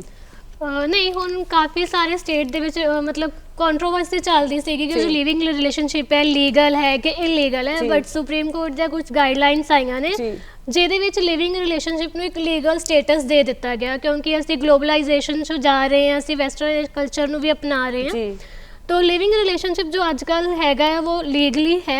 सो पहले ਹੁੰਦਾ ਸੀ ਅਡਲਟਰੀ 'ਚ ਅਸੀਂ ਮਤਲਬ ਕੇਸ ਵਗੈਰਾ ਹੋ ਜਾਂਦਾ ਸੀ, ਬਟ ਉਹਨੂੰ ਵੀ ਹੁਣ ਓਮਿਟ ਕਰ ਦਿੱਤਾ ਗਿਆ। ਤਾਂ ਸੁਪਰੀਮ ਕੋਰਟ ਦੇ ਕਾਫੀ ਸਾਰੀਆਂ ਗਾਈਡਲਾਈਨ ਆਈਆਂ ਨੇ ਲਿਵਿੰਗ ਦੇ ਵਿੱਚ। ਸਾਨੂੰ ਕਈ ਵਾਰ ਲੱਗਦਾ ਹੈ ਕਿ ਸਾਡੇ ਰਾਈਟਸ ਵਗੈਰਾ ਕੁਝ ਨਹੀਂ ਹੈਗੇ, ਅਸੀਂ ਅਵੇਅਰ ਨਹੀਂ ਹੁੰਦੇ, ਬਟ ਲਿਵਿੰਗ ਨੂੰ ਵੀ ਐਜ਼ ਅ ਮੈਰਿਜ ਕੰਸੀਡਰ ਕਰਦੀ ਹੈ ਜੋ ਸਾਡੀ ਸੁਪਰੀਮ ਕੋਰਟ ਕਹਿੰਦੀ ਹੈ, ਕਿਉਂਕਿ ਤੁਸੀਂ ਇੱਕ ਲੰਮੇ ਸਮੇਂ ਤੋਂ ਇਕੱਠੇ ਰਹਿ ਰਹੇ ਹੋ ਤੇ ਉਹਨੂੰ ਇੱਕ ਪ੍ਰੀਜ਼ੰਪਸ਼ਨ ਮੰਨਦੇ ਆ, ਇੱਕ ਮੈਰਿਜ ਦੇ ਤੌਰ ਤੇ ਉਹਨੂੰ ਇੱਕ ਲਿਆ ਜਾਂਦਾ ਹੈ। तो ਉਹਦੇ ਵਿੱਚ ਵੀ ਕਾਫੀ ਸਾਰੀ ਕੰਟਰੋਵਰਸੀ ਹੋ ਰਹੀਆਂ ਸੀਗੀਆਂ ਕਿ ਕਲੇਮ ਕਰਨਾ ਹੈ, ਮੇਨਟੇਨੈਂਸ ਲੈਣੀ ਹੈ, ਬੱਚੇ ਹੋ ਜਾਂਦੇ ਆ, ਉਹ ਲੈਸਟੀਮੇਟ ਹੈ ਕਿ ਨਹੀਂ ਹੈ। ਸੋ ਉਹਦੇ ਵਿੱਚ ਵੀ ਕਾਫੀ ਕਲੀਅਰ ਕੀਤਾ ਗਿਆ ਹੈ ਕਿ ਸੁਪਰੀਮ ਕੋਰਟ ਨੇ ਕਿਹਾ ਕਿ ਅਗਰ ਤੁਸੀਂ ਲਿਵਿੰਗ ਦੇ ਵਿੱਚ ਰਹਿ ਰਹੇ ਹੋ ਤੇ ਤੁਹਾਡਾ ਰਾਈਟ ਬਣਦਾ ਹੈ ਤੁਸੀਂ ਮੇਨਟੇਨੈਂਸ ਕਲੇਮ ਕਰ ਸਕਦੇ ਹੋ ਅੰਡਰ ਸੈਕਸ਼ਨ 125 CRPC। और लिविंग ਦੇ ਵਿੱਚ ਵੀ ਲੜਾਈ ਝਗੜੇ ਹੁੰਦੇ ਨੇ, ਡੋਮੈਸਟਿਕ ਵਾਇਲੈਂਸ ਹੁੰਦਾ ਹੈ, ਸੋ ਉਹਦੇ ਉੱਪਰ ਵੀ ਲਾਅ ਹੈ ਕਿ ਅਸੀਂ ਡੋਮੈਸਟਿਕ ਵਾਇਲੈਂਸ ਦੀ ਕੰਪਲੇਂਟ ਵੀ ਕਰ ਸਕਦੇ ਹਾਂ ਅਗਰ ਅਸੀਂ ਲਿਵਿੰਗ ਦੇ ਵਿੱਚ ਰਹਿ ਰਹੇ ਹੈਗੇ ਹਾਂ। ਔਰ ਥਰਡ ਹੈਗਾ ਕਿ ਬੱਚੇ, तो ਉਹਦੇ ਵਿੱਚ ਵੀ ਕਿਹਾ ਗਿਆ ਕਿ ਜੋ ਬੱਚਾ ਲਿਵਿੰਗ ਦੇ ਵਿੱਚੋਂ ਹੁੰਦਾ ਉਹ ਲੈਜਿਟੀਮੇਟ ਚਾਈਲਡ ਹੁੰਦਾ, ਉਹਦਾ ਵੀ ਫੈਮਿਲੀ ਦੀ ਪ੍ਰਾਪਰਟੀ ਦੇ ਵਿੱਚ ਸਕਸੈਸ਼ਨ ਦੇ ਵਿੱਚ ਪੂਰਾ ਉਹਦਾ ਰਾਈਟ ਹੁੰਦਾ ਹੈ। ਸੋ ਇਹਨੂੰ ਇੱਕ ਪ੍ਰੋਪਰ ਲੀਗਲਾਈਜ਼ ਜਿਹੜਾ ਕੀਤਾ ਗਿਆ ਹੈ ਤਾਂ ਕਿ ਜੋ ਲਿਵਿੰਗ 'ਚ ਰਹਿ ਰਹੇ ਹੈ ਉਹਨਾਂ ਦੇ ਵੀ ਰਾਈਟਸ ਜੋ ਹਾਰਮ ਨਾ ਹੋਣ ਕਿ ਅਸੀਂ ਕਹਿ ਦਿੰਦੇ ਲਿਵਿੰਗ 'ਚ ਰਿਹਾ ਸੀ ਹੁਣ ਇਹਨੂੰ ਮੇਨਟੇਨੈਂਸ ਨਹੀਂ ਦੇਣੀ ਹੈਗੀ। ਅਸੀਂ ਇੱਕ ਵਾਰ ਭੱਜਦੇ ਹਾਂ ਇਹਨਾਂ ਚੀਜ਼ਾਂ ਤੋਂ ਨਾ ਕਿ ਅਸੀਂ ਲਿਵਿੰਗ 'ਚ ਰਹਿ ਲਿਆ, ਚਲੋ ਸਾਡੇ ਦੇ ਉੱਪਰ ਕੋਈ ਰਿਸਟ੍ਰਿਕਸ਼ਨ ਨਹੀਂ ਲੱਗੀ ਹੈਗੀ, ਅਸੀਂ ਇਹਨੂੰ ਅੱਧੀ ਔਰਤ ਨੂੰ ਛੱਡ ਦਿੰਦੇ ਹਾਂ। ਸੋ ਉਹਦੇ ਉੱਪਰ ਵੀ ਬਹੁਤ ਸਾਰੀਆਂ ਗਾਈਡਲਾਈਨਸ ਆਈਆਂ, ਥੋੜੇ ਰੂਲਸ ਜਿਹੜੇ ਉਹਨਾਂ ਨੂੰ ਸਟ੍ਰਿਕਟ ਕੀਤਾ ਗਿਆ ਇਹਨਾਂ ਦੇ ਉੱਪਰ। ਕਹਿ ਸਕਦੇ ਹਾਂ ਕਿ ਜਿਹੜੀ ਨੌਜਵਾਨ ਪੀੜ੍ਹੀ ਹੈ ਉਹ ਜ਼ਿੰਮੇਵਾਰੀਆਂ ਤੋਂ ਬਚਣ ਦੇ ਲਈ ਲਿਵਿੰਗ ਦਾ ਰਸਤਾ ਜਿਹੜਾ ਹੈ ਉਹ ਅਪਣਾ ਰਹੀਆਂ ਨੇ, ਲੇਕਿਨ ਫਸ ਜਾਂਦੇ ਬਾਅਦ। ਜੀ ਬਿਲਕੁਲ। ਸਦਵੀ ਦੇ ਵਿੱਚ ਨਾ ਜੀ ਯੂਰਪ ਦੇ ਵਿੱਚ ਪਹਿਲੀ ਵਾਰ ਆਜ਼ਾਦੀ ਦਾ ਕਨਸੈਪਟ, ਔਰਤ ਦੀ ਆਜ਼ਾਦੀ ਦਾ ਕਨਸੈਪਟ ਆਇਆ। ਉਹ ਬਹੁਤ ਵਧੀਆ ਕਨਸੈਪਟ ਸੀ ਕਿ ਔਰਤ ਨੂੰ ਸਮਾਜ ਦੇ ਹਰ ਖਿੱਤੇ ਦੇ ਵਿੱਚ ਬਰਾਬਰ ਅਧਿਕਾਰ ਦਿੱਤੇ ਜਾਣੇ ਚਾਹੀਦੇ, ਉਹਨੂੰ ਬਰਾਬਰ ਮਾਣ ਸਤਿਕਾਰ ਦਿੱਤਾ ਜਾਣਾ ਚਾਹੀਦਾ। ਕਿ ਇੱਕ ਆਪਾਂ ਟੈਬੂ ਤੋਂ ਵੀ ਬਚਣਾ ਚਾਹੁੰਦੇ ਹੁੰਦੇ ਕਿ ਸਾਡੇ ਤੇ ਡਿਵੋਰਸ ਦਾ ਟੈਗ ਨਾ ਲੱਗ ਜਾਏ, ਕਿਉਂਕਿ ਅਸੀਂ ਕਹਿ ਸਕਦੇ ਜ਼ਿੰਮੇਵਾਰੀਆਂ ਤੋਂ ਭੱਜਣ ਦੇ ਲਈ ਇੱਕ ਤਾਂ ਡਿਵੋਰਸੀ ਦਾ ਟੈਗ ਸਾਨੂੰ ਲੱਗਦਾ ਹੈ ਕਿ ਸਾਡੇ ਤੇ ਲੱਗ ਗਿਆ ਨਾ, ਅਸੀਂ ਸਮਾਜ 'ਚ ਸ਼ਾਇਦ ਰਹਿਣ ਦੇ ਲਾਇਕ ਨਹੀਂ ਰਹਿ ਗਏ ਕਿ ਸਮਾਜ ਸਾਨੂੰ ਪਤਾ ਨਹੀਂ ਕਿਹੋ ਜਿਹੀਆਂ ਨਜ਼ਰਾਂ ਨਾਲ ਦੇਖਦਾ ਨਾ। ਵਜ੍ਹਾ ਕੋਈ ਵੀ ਹੋਵੇ ਕਿ ਲੜਕਾ ਆਪਣੀ ਜ਼ਿੰਮੇਵਾਰੀਆਂ ਤੋਂ ਦੌੜਦਾ ਹੋਇਆ ਕਿ ਕੱਲ ਨੂੰ ਮੈਨੂੰ ਕੋਈ ਐਲੂਮਨੀ ਵਗੈਰਾ ਨਾ ਦੇਣੀ ਪਵੇ, ਮੇਰੇ ਉੱਤੇ ਤੇ ਜ਼ਿੰਮੇਵਾਰੀ ਪੈ ਗਈ ਤੇ ਚਲੋ ਦੋਸਤ ਬਣ ਕੇ ਜ਼ਿੰਦਗੀ ਕੱਟ ਲਈਏ ਜਾਂ ਜਿੰਨੇ ਸਾਲ ਨਿਕਲਦੇ ਆ ਖੁਸ਼ੀ ਖੁਸ਼ੀ ਕੱਟ ਲਈਏ। ਲੇਕਿਨ ਜਿਹੜਾ ਦੂਸਰਾ ਪਰਿਵਾਰ ਸਫਰ ਕਰਦਾ ਅਸੀਂ ਉਹਦੇ ਬਾਰੇ ਵੀ ਤੇ ਸੋਚੋ। ਲਿਵਿੰਗ ਦੇ ਵਿੱਚ ਉਹ ਹੀ ਨਹੀਂ ਕਹਿੰਦੇ ਕਿ ਤੁਸੀਂ ਮੈਰਿਡ ਹੋ ਤਾਂ ਤੁਸੀਂ ਲਿਵਿੰਗ ਚ ਆਓ, ਤੁਸੀਂ ਮੈਰਿਡ ਵੀ ਆ ਰਹੇ ਹੈ, ਮੈਰਿਡ ਵੀ ਆ ਰਹੇ ਨੇ, ਬਹੁਤ ਐਕਸਟਰਾ ਮੈਰਿਟਲ ਅਫੇਅਰ ਉਹਦੇ ਵਿੱਚ ਹੀ ਆ ਰਿਹਾ ਹੈ ਸਭ ਕੁਝ। ਬਟ ਜੋ ਇੱਕ ਲੀਗਲੀ ਜੋ ਮਤਲਬ ਕਿ ਰਿਲੇਸ਼ਨਸ਼ਿਪ ਉਹਨੂੰ ਇੱਕ ਵੱਖਰਾ ਉਹਨਾਂ ਨਜ਼ਰੀਆ ਦਿੱਤਾ ਹੈ ਕਿ ਤੁਹਾਡੀ ਏਜ ਹੋਣੀ ਚਾਹੀਦੀ ਹੈ, ਪਲੱਸ ਤੁਸੀਂ ਐਜ਼ ਅ ਕਪਲ ਰਹਿ ਰਹੇ ਹੋ ਔਰ ਅਨਮੈਰਿਡ ਕਪਲ ਤੁਸੀਂ ਰਹਿ ਰਹੇ ਹੋ। ਅੱਛਾ ਨਵਜੋਤ ਜੀ, ਲਿਵਿੰਗ ਦੀ ਵੀ ਅਸੀਂ ਗੱਲ ਕਰ ਲਈ ਹੈ, ਇੱਕ ਹੋਰ ਚੀਜ਼ ਜੋ ਬੜੀ ਨਵੀਂ ਸੁਣਨ ਨੂੰ ਮਿਲਦੀ ਹੈ, ਬਹੁਤ ਸਾਰੇ ਜੋੜਿਆਂ ਨੂੰ ਕਹਿੰਦੇ ਸੁਣਿਆ ਜੀ ਅਸੀਂ ਸੈਪਰੇਟ ਰਹਿ ਰਹੇ ਹਾਂ, ਡਿਵੋਰਸ ਨਹੀਂ ਲਿਆ ਬਟ ਅਸੀਂ ਸੈਪਰੇਟ ਹਾਂ, ਔਰ ਇਸ ਦੇ ਨਾਲ ਨਾਲ ਇੱਕ ਪੰਚਾਇਤੀ ਡਿਵੋਰਸ ਜਿਹੜੀ ਟਰਮ ਹੈ ਉਸ ਦੇ ਬਾਰੇ ਕਿਸੇ ਨੂੰ ਜਾਣਕਾਰੀ ਜ਼ਿਆਦਾ ਹੈ ਨਹੀਂ ਹੈ, ਉਸ ਦੇ ਬਾਰੇ ਥੋੜੀ ਜਾਣਕਾਰੀ ਸਾਨੂੰ ਦਿਓ। ਪਹਿਲਾਂ ਮੈਂ ਸੈਪਰੇਸ਼ਨ ਤੇ ਡਿਵੋਰਸ ਬਾਰੇ ਗੱਲ ਕਰ ਲੈਂਦੀ ਹਾਂ। ਸਾਡੇ ਐਕਟ ਦੇ ਅਕੋਰਡਿੰਗ ਜੋ ਸਾਡੇ ਲਾਅ ਹੈਗੇ ਉਹਦੇ 'ਚ ਸੈਪਰੇਸ਼ਨ ਨੂੰ ਇੱਕ ਅਲੱਗ ਮਤਲਬ ਕਿ ਅਹੁਦਾ ਦਿੱਤਾ ਗਿਆ ਔਰ ਡਿਵੋਰਸ ਨੂੰ ਇੱਕ ਅਲੱਗ ਦਿੱਤਾ ਗਿਆ। ਸੈਪਰੇਸ਼ਨ ਦੇ ਵਿੱਚ ਕੀ ਹੁੰਦਾ ਹੈ ਕਿ ਅਸੀਂ ਦੋਨੋਂ ਇੱਕ ਦੂਜੇ ਤੋਂ ਲੀਗਲੀ ਕੋਰਟ ਦੇ ਵਿੱਚ ਆਪਣਾ ਕੇਸ ਫਾਈਲ ਕਰਕੇ ਕੋਰਟ ਦੀ ਡਿਗਰੀ ਲੈ ਕੇ ਲੱਗ ਰਹਿ ਰਹੇ ਹਾਂ ਜੀ। ਸੈਪਰੇਸ਼ਨ ਦੇ ਵਿੱਚ ਅਸੀਂ ਮੈਰਿਜ ਨਹੀਂ ਕਰਵਾ ਸਕਦੇ ਜੀ। ਅਗਰ ਅਸੀਂ ਸੈਪਰੇਟ ਹੋ ਗਏ ਅਸੀਂ ਇੱਕੋ ਘਰ ਦੇ ਵਿੱਚ ਵੀ ਰਹਿ ਸਕਦੇ ਹਾਂ ਇਹ ਨਹੀਂ ਹੈਗਾ ਕਿ ਅਸੀਂ ਸੈਪਰੇਟ ਹੋ ਗਏ, ਅਸੀਂ ਸੈਪਰੇਸ਼ਨ ਦੀ ਸਾਡੀ ਡਿਗਰੀ ਆ ਗਈ ਹੈ ਤੇ ਅਸੀਂ ਅਲੱਗ-ਅਲੱਗ ਰਹਿਣਾ। ਅਸੀਂ ਇੱਕੋ ਘਰ ਦੇ ਵਿੱਚ ਵੀ ਰਹਿ ਸਕਦੇ ਹਾਂ ਸੈਪਰੇਟ ਹੋ ਕੇ, ਕਿਉਂਕਿ ਅਸੀਂ ਨਹੀਂ ਚਾਹੁੰਦੇ ਕਿ ਸਾਡੇ ਤੇ ਟੈਗ ਲੱਗ ਜਾਏ ਡਿਵੋਰਸ ਦਾ ਜਾਂ ਸਾਡੇ ਬੱਚਿਆਂ ਤੇ ਕੋਈ ਗਲਤ ਅਸਰ ਪਵੇ। ਸੋ ਅਸੀਂ ਇੱਕ ਦੂਜੇ ਦੇ ਨਾਲ ਹੁਣ ਇਕੱਠੇ ਨਹੀਂ ਰਹਿ ਸਕਦੇ, ਤੁਸੀਂ ਆਪਣੇ ਰਸਤੇ ਅਸੀਂ ਆਪਣੇ ਰਸਤੇ, ਤੁਸੀਂ ਸੈਪਰੇਸ਼ਨ ਕਰ ਲੈਂਦੇ ਆ। ਸੈਕਿੰਡ ਹੁੰਦਾ ਹੈ ਡਿਵੋਰਸ। ਡਿਵੋਰਸ ਦੇ ਵਿੱਚ ਕੀ ਹੁੰਦਾ ਹੈ ਕਿ ਅਸੀਂ ਦੋ ਤਰੀਕਿਆਂ ਦੇ ਨਾਲ ਡਿਵੋਰਸ ਲੈ ਸਕਦੇ ਹਾਂ। ਇੱਕ ਦੇ ਵਿੱਚ ਕੀ ਹੁੰਦਾ ਹੈ ਕਿ ਇੱਕ ਪਾਰਟੀ ਕਹਿੰਦੀ ਹੈ ਕਿ ਮੈਨੂੰ ਤੇਰੇ ਤੋਂ ਡਿਵੋਰਸ ਚਾਹੀਦਾ ਹੈ, ਮੈਂ ਤੇਰੇ ਨਾਲ ਨਹੀਂ ਰਹਿਣਾ, ਉਹ ਥੋੜਾ ਲੈਂਥੀ ਪ੍ਰੋਸੈਸ ਹੁੰਦਾ ਹੈ। ਇੱਕ ਹੁੰਦਾ ਹੈ ਕਿ ਦੋਨੋਂ ਜਾਣਿਆਂ ਦੀ ਮਿਊਚੁਅਲ ਅੰਡਰਸਟੈਂਡਿੰਗ ਹੋ ਜਾਂਦੀ ਹੈ ਕਿ ਸਾਨੂੰ ਲੱਗਦਾ ਹੈ ਕਿ ਹੁਣ ਸਾਡੀ ਆਪਸ ਦੇ ਵਿੱਚ ਇਸ ਤੋਂ ਅੱਗੇ ਗੱਲ ਨਹੀਂ ਬਣੇਗੀ, ਜਾਂ ਅਸੀਂ ਦੋਨੋਂ ਇੱਕ ਦੂਜੇ ਦੇ ਨਾਲ ਹੁਣ ਇਸ ਤੋਂ ਜ਼ਿਆਦਾ ਨਹੀਂ ਇਕੱਠੇ ਰਹਿ ਸਕਦੇ, ਤਾਂ ਅਸੀਂ ਮਿਊਚੁਅਲੀ ਐਗਰੀ ਹੋ ਕੇ ਡਿਵੋਰਸ ਜਿਹੜਾ ਫਾਈਲ ਕਰ ਦਿੰਦੇ। ਉਹਦੀਆਂ ਦੋ ਸਟੇਜਸ ਹੁੰਦੀਆਂ। ਪਹਿਲੇ ਅਸੀਂ ਡਿਵੋਰਸ ਫਾਈਲ ਕਰਦੇ ਹਾਂ, ਫਿਰ ਕੋਰਟ ਵੀ 6 ਮੰਥ ਦਾ ਟਾਈਮ ਪੀਰੀਅਡ ਦਿੰਦੀ ਹੈ। ਤੁਸੀਂ ਸੋਚ ਲਓ, ਹਜੇ ਵੀ ਤੁਹਾਡੇ ਕੋਲ ਟਾਈਮ ਹੈਗਾ। ਜੇ ਤੁਸੀਂ ਇਕੱਠੇ ਰਹਿਣਾ ਚਾਹੁੰਦੇ ਹੋ, ਚਾਂਸਿਸ ਲੱਗਦੇ ਨੇ 1% ਵੀ ਕਿ ਤੁਸੀਂ ਰਹਿ ਸਕਦੇ ਹੋ, ਤੁਹਾਨੂੰ ਟਾਈਮ ਦਿੱਤਾ ਹੈ, ਤੁਸੀਂ ਦੁਬਾਰਾ 6 ਮਹੀਨੇ ਬਾਅਦ ਸਾਡੇ ਕੋਲ ਆਓ। ਜੇ ਇਕੱਠੇ ਰਹਿਣਾ ਹੈ ਤੁਸੀਂ ਵਾਪਸ ਲੈ ਲਓ, ਨਹੀਂ ਤਾਂ ਅਸੀਂ ਤੁਹਾਨੂੰ ਡਿਵੋਰਸ ਜਿਹੜਾ ਗ੍ਰਾਂਟ ਕਰ ਦਿੰਦੇ ਹਾਂ। ਨਵਜੋਤ ਜੀ, ਆਪਾਂ ਇਸੇ ਸਵਾਲ ਤੇ ਵਾਪਸ ਆਨੇ ਆ। ਸਾਡੀ ਆਡੀਅנס ਤੋਂ ਸਵਾਲ ਪੁੱਛਣਾ ਚਾਹੁੰਦੇ ਨੇ। ਹਾਂਜੀ, ਤੁਸੀਂ ਦੱਸੋ ਜੀ ਮੈਮ। ਹਾਂਜੀ, ਸਤਿ ਸ਼੍ਰੀ ਅਕਾਲ, ਮੇਰਾ ਨਾਮ ਕ੍ਰਿਤਿਕਾ ਹੈ, ਮੈਂ KMV ਕਾਲਜ ਜਲੰਧਰ ਤੋਂ। ਮੇਰਾ ਸਵਾਲ ਹੈ ਕਿ ਅੱਜ ਕੱਲ੍ਹ ਫੇਕ ਮੈਰਿਜਸ ਬਹੁਤ ਵੱਧ ਰਹੀਆਂ ਨੇ, ਕੰਟੈਕਟ ਮੈਰਿਜਸ ਬਾਹਰ ਜਾਣ ਲਈ। ਦੋਨੋਂ ਫੈਮਲੀਆਂ ਦੀ ਰਜ਼ਾਮੰਦੀ ਵੀ ਹੁੰਦੀ ਹੈ, ਪਰ ਫਿਰ ਵੀ ਡਿਵੋਰਸ ਕਿਉਂ ਹੋ ਜਾਂਦੇ? ਕੰਟਰੈਕਟ ਮੈਰਿਜ ਦਾ ਸਵਾਲ ਹੈ। ਨਵਜੋਤ ਜੀ, ਤੁਸੀਂ ਬੈਟਰ ਆਨਸਰ ਦੇ ਸਕਦੇ ਹੋ। ਕੰਟਰੈਕਟ ਮੈਰਿਜ ਜੋ ਹੈਗੇ ਆ, ਤੁਸੀਂ ਖੁਦ ਹੀ ਮਤਲਬ ਪਹਿਲਾਂ ਹੀ ਕੰਟਰੈਕਟ ਕਰਕੇ ਮੈਰਿਜ ਕਰ ਰਹੇ ਹੋ, ਉਹਨੂੰ ਤਾਂ ਵੈਸੇ ਹੀ ਅਸੀਂ ਲੀਗਲੀ ਵੈਲਿਡ ਨਹੀਂ ਮੰਨਦੇ ਹੈਗੇ। ਜੋ ਮੈਰਿਜ ਹੀ ਕੰਟਰੈਕਟ ਬੇਸ ਤੇ ਹੋਈ ਹੈ ਨਾ, ਉਹ ਤਾਂ ਲੀਗਲੀ ਮੈਰਿਜ ਹੀ ਨਹੀਂ ਹੈਗੀ। ਤੁਸੀਂ ਪਹਿਲਾਂ ਹੀ ਕੰਡੀਸ਼ਨ ਲਗਾ ਰਹੇ ਹੋ ਕਿ ਆਹ ਚੀਜ਼ ਇੱਦਾਂ ਹੋਏਗੀ, ਉਹ ਚੀਜ਼ ਇੱਦਾਂ ਹੋਏਗੀ, ਤਾਂ ਲੀਗਲੀ ਜਿਹੜਾ ਕਾਨੂੰਨ ਦੀ ਨਜ਼ਰ 'ਚ ਦੇਖਿਆ ਜਾਵੇ ਤਾਂ ਇੱਕ ਵੈਲਿਡ ਮੈਰਿਜ ਨਹੀਂ ਹੈਗੀ। ਬਟ ਬਹੁਤ ਸਾਰੇ ਕੇਸਿਸ ਹੁੰਦੇ ਨੇ ਕਿ ਅਸੀਂ ਸ਼ਰਤਾਂ ਰੱਖ ਲੈਂਦੇ ਕਿ ਮੈਂ ਤੈਨੂੰ ਬਾਹਰ ਲੈ ਜਾਵਾਂਗਾ, ਤੂੰ ਪੈਸੇ ਲਗਾ ਦੇ, ਮੈਂ ਆਈਲੈਟਸ ਕਰ ਲੈਂਦਾ। ਤਾਂ ਇਹੋ ਜਿਹਾ ਜਿਹੜਾ ਸਿਸਟਮ ਹੈ ਅੱਜ ਕੱਲ੍ਹ ਬਹੁਤ ਚੱਲ ਰਿਹਾ ਹੈ, ਜਿਹਦੇ ਵਿੱਚ ਬਹੁਤ ਸਾਰੀਆਂ ਬਾਅਦ 'ਚ ਕੰਪਲੇਂਟਸ ਆਉਂਦੀਆਂ ਨੇ। ਵਾਈਫ ਚਲੇ ਜਾਂਦੀ ਹੈ, ਹਸਬੈਂਡ ਨੂੰ ਬਾਅਦ 'ਚ ਬੁਲਾਉਂਦੀ ਨਹੀਂ ਹੈਗੀ, ਉਹਦੇ ਪੇਪਰਸ ਵਗੈਰਾ ਨਹੀਂ ਭੇਜਦੀ ਹੈਗੀ, ਜੋ ਅੱਜ ਕੱਲ੍ਹ ਨਾਰਮਲ ਹੋਇਆ ਪਿਆ, ਸਪੈਸ਼ਲੀ ਸਾਡੇ ਪੰਜਾਬ ਦੇ ਵਿੱਚ। ਜੀ ਬਿਲਕੁਲ। ਬੇਟਾ ਮੈਂ ਨਾਲ ਐਡ ਕਰਾਂਗੀ, ਇਹ ਫਿਰ ਮੈਰਿਜ ਨਾ ਹੋਈ, ਇਹ ਦੋ ਜੀਆਂ ਦਾ, ਦੋ ਪਰਿਵਾਰਾਂ ਦਾ ਸੰਬੰਧ ਨਾ ਹੋਇਆ, ਇਹ ਕਾਰੋਬਾਰ ਹੋਇਆ, ਇਹ ਬਿਜ਼ਨਸ ਹੋਇਆ। ਬਿਲਕੁਲ। ਸੋ ਬਿਜ਼ਨਸ ਜਾਂ ਕਾਰੋਬਾਰ, ਦੋ ਪਾਰਟਨਰਸ ਕਦੇ ਵੀ ਅਲੱਗ ਹੋ ਸਕਦੇ ਆ। ਸੋ ਨਾ ਇਹ ਲੀਗਲ ਹੈ ਮੇਰੇ ਖਿਆਲ 'ਚ, ਤੇ ਨਾ ਇਹ ਮੋਰਲੀ ਵੀ ਬਹੁਤ ਗਲਤ ਹੈ, ਬਹੁਤ ਗਲਤ ਹੈ। ਦਾ ਜਿਹੜਾ ਰਿਸ਼ਤਾ ਵਾ ਨਾ, ਇਹ ਸਮਰਪਿਤ ਦਾ ਰਿਸ਼ਤਾ ਵਾ, ਇੱਕ ਦੂਜੇ ਨੂੰ ਸਮਰਪਿਤ ਕਰਨਾ ਵਾ, ਇੱਕ ਦੂਜੇ ਦੀਆਂ ਖਾਸ਼ਾਵਾਂ, ਇੱਛਾਵਾਂ ਉਹਨਾਂ ਨੂੰ ਸਮਝਣਾ ਵਾ ਤੇ ਅੱਗੇ ਅੱਗੇ ਲੈ ਕੇ ਜਾਣਾ ਵਾ। ਜਦੋਂ ਤੁਸੀਂ ਬੇਸ ਹੀ ਇਹ ਰੱਖ ਰਹੇ ਜੋ ਕਿ ਅਸੀਂ ਜਾਣਾ ਜੀ, ਲੈ ਕੇ ਜਾਣਾ ਜੀ, ਉੱਥੇ ਲੈ ਕੇ, ਇਹ ਤਾਂ ਇੱਕ ਮਤਲਬ ਦਾ ਰਿਸ਼ਤਾ ਹੋਇਆ ਨਾ, ਸਿਰਫ ਇੱਕ ਮਤਲਬ ਦੇ ਲਈ, ਆਪਣੇ ਪਰਸਨਲ ਮਤਲਬ ਦੇ ਲਈ ਇਹ ਰਿਸ਼ਤਾ ਜੋੜਿਆ ਗਿਆ। ਸੋ ਅਗਲਾ ਸਵਾਲ ਤੁਸੀਂ ਦੱਸੋ ਜੀ। ਮੇਰਾ ਨਾਮ ਅਮਨ ਹੈ, KMV ਕਾਲਜ ਦੀ ਸਟੂਡੈਂਟ ਹਾਂ ਮੈਂ। ਮੇਰਾ ਸਵਾਲ ਇਹ ਹੈ ਕਿ ਜਿਹੜੇ ਔਰਤਾਂ ਦੀ ਸੈਲਫ ਰਿਸਪੈਕਟ ਹੈ ਤੇ ਇੰਡੀਪੈਂਡੈਂਸ ਹੈ, ਉਹ ਡਿਵੋਰਸ ਦਾ ਕਾਰਨ ਕਿੱਦਾਂ ਬਣਦੀ ਹੈ? ਹਾਂਜੀ, ਐਕਚੁਅਲੀ ਹੁੰਦਾ ਇਹ ਹੈ ਕਿ ਲੇਡੀ जो एक्सपेक्टेड बहुत ਹੁੰਦੀ ਹੈ अपने परिवार में भी, और ਜਦੋਂ ਸਹੁਰਾ ਪਰਿਵਾਰ जाती उधर भी एक्सपेक्टेड ਹੁੰਦੀ ਹੈ। ਉਹਨਾਂ ਨੂੰ ਇਹ ਲੱਗਦਾ ਕਿ ਮੈਨੂੰ ਜਿੰਨਾ ਮਾਨ सम्मान ਮੇਰੀ मतलब ਮਾਇਕੇ ਪਰਿਵਾਰ 'ਚ ਮਿਲਿਆ ਹੈ, ਉਨਾ ਹੀ ਮਾਨ सम्मान ਮੈਨੂੰ ਉਧਰ ਵੀ ਮਿਲੂਗਾ। ਬਟ ਕਈ ਵਾਰ ਇਦਾਂ ਹੁੰਦਾ ਕਿ ਚੀਟ ਹੁੰਦਾ ਹੈ ਉਹਦੇ ਨਾਲ, ਠੀਕ ਹੈ, ਧੋਖਾ ਹੋ ਜਾਂਦਾ। ਹਾਂ, ਧੋਖਾ ਹੁੰਦਾ ਹੈ। ਉਹਨੂੰ ਇਹ ਲੱਗਦਾ ਕਿ मतलब लेडी है, पढ़ लिख गई है, की पता कुछ गलत करूगी, बाहर जाऊगी, शक करते हैं, है ना। तो कई बार बर्दाश्त कर, कुछ जने कर लेंदे हैं, कुछ जने नहीं कर पाते।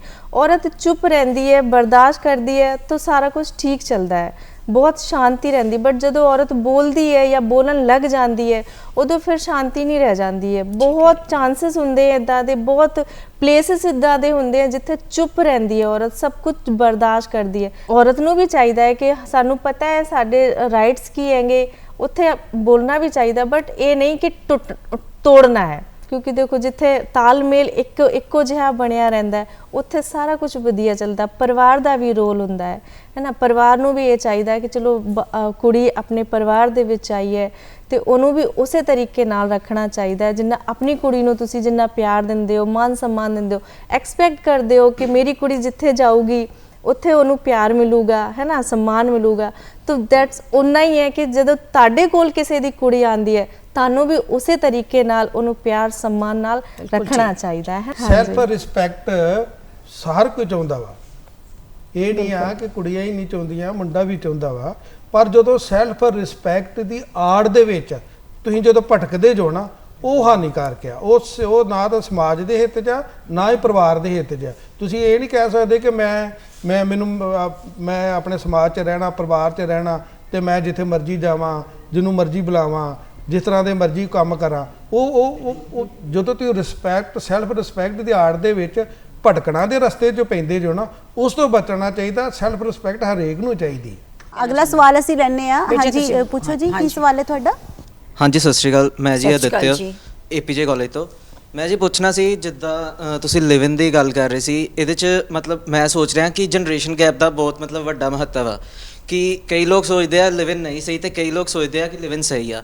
ਤੇ ਤੁਹਾਨੂੰ ਨਹੀਂ ਆ ਲੱਗਦਾ ਕਿ ਜਨਰੇਸ਼ਨ ਗੈਪ ਦੇ ਕਾਰਨ ਮਤਲਬ ਲਿਵ ਇਨ ਦਾ ਕਨਸੈਪਟ ਖਰਾਬ ਹੋ ਰਿਹਾ? ਬੇਟੇ ਜਨਰੇਸ਼ਨ ਗੈਪ ਪਾ ਲਓ ਤੇ ਪੈ ਜਾਂਦਾ, ਨਾ ਪਾਓ ਤੇ ਨਹੀਂ ਪੈਂਦਾ। ਇਹ ਤਾਂ ਤੁਹਾਡੇ ਆਪਣੇ ਤੇ ਡਿਪੈਂਡ ਕਰਦਾ, ਕਿਉਂਕਿ ਪਹਿਲੇ ਫੈਮਿਲੀ ਹੁੰਦੀਆਂ ਸੀਗੀਆਂ ਜੁਆਇੰਟ ਫੈਮਿਲੀਜ਼, ਹੁਣ ਟੁੱਟ ਗਈਆਂ ਫੈਮਿਲੀਜ਼। ਸੋ ਸੰਸਕਾਰ ਜਿਹੜੇ ਹੈ ਨਾ, ਇਹ ਬਹੁਤ ਵੱਡਾ ਰੋਲ ਪਲੇ ਕਰਦੇ ਆ। ਮੈਂ ਆਪਣੇ ਮਾਂ-ਬਾਪ ਤੋਂ ਜਾਂ ਆਪਣੇ ਪੇਕੇ ਪਰਿਵਾਰ ਤੋਂ ਜੋ ਸੰਸਕਾਰ ਲੈ ਕੇ ਆਈ ਹਾਂ, ਮੈਂ ਆਪਣੀ ਝੋਲੀ ਪਾਏ ਤਾਂ ਮੈਂ ਆਪਣੇ ਬੱਚਿਆਂ ਦੀ ਵੀ ਝੋਲੀ ਪਾਵਾਂ। ਇਹ ਤਾਂ ਇੱਕ ਚੇਨ ਹੈ ਬੇਟਾ। ਇਹ ਥੋੜ੍ਹੇ ਜਿਹੇ ਮੈਂ ਸੋਚਾਂਗੀ ਜਿਹੜੇ ਬੱਚੇ ਬੱਚੀਆਂ ਇਸ ਪਾਸੇ ਪੈ ਗਏ ਆ ਨਾ, ਕਿਤੇ ਨਾ ਕਿਤੇ ਮਾਂ-ਬਾਪ ਨੇ ਉਹਨਾਂ ਦੀ ਪਾਲਣ ਪੋਸ਼ਣ ਵਿੱਚ ਕੁਤਾਹੀ ਕੀਤੀ ਹੈ। ਉਹਨਾਂ ਨੂੰ ਪਤਾ ਨਹੀਂ ਲੱਗਾ ਮੇਰਾ ਬੱਚਾ ਕਿਸ ਕੰਪਨੀ 'ਚ ਜਾ ਰਿਹਾ, ਕਿਸ ਸੁਸਾਇਟੀ ਜਾ ਰਿਹਾ ਹੈ। ਉਹਨਾਂ ਨੂੰ ਨਹੀਂ ਪਤਾ ਟੈਲੀਫੋਨ ਤੇ ਕਿਹਦੇ ਨਾਲ ਗੱਲ ਕਰ ਰਿਹਾ। ਇਹ ਛੋਟੀ ਛੋਟੀਆਂ ਚੀਜ਼ਾਂ ਬੇਟਾ। ਔਰ ਮੈਂ ਹਮੇਸ਼ਾ ਸੋਚਦੀ ਹਾਂ, ਅੱਜ ਮੈਂ ਬਹੁਤ ਖੁਸ਼ ਹਾਂ ਕਿ ਤੁਸੀਂ ਨੌਜਵਾਨ ਬੱਚੇ ਕਾਲਜਿਸ ਦੇ ਆਏ ਹੋਏ ਹੋ। ਪ੍ਰੀ ਮੈਰਿਟਲ ਕਾਉਂਸਲਿੰਗ ਬਹੁਤ ਜ਼ਰੂਰੀ ਹੈ।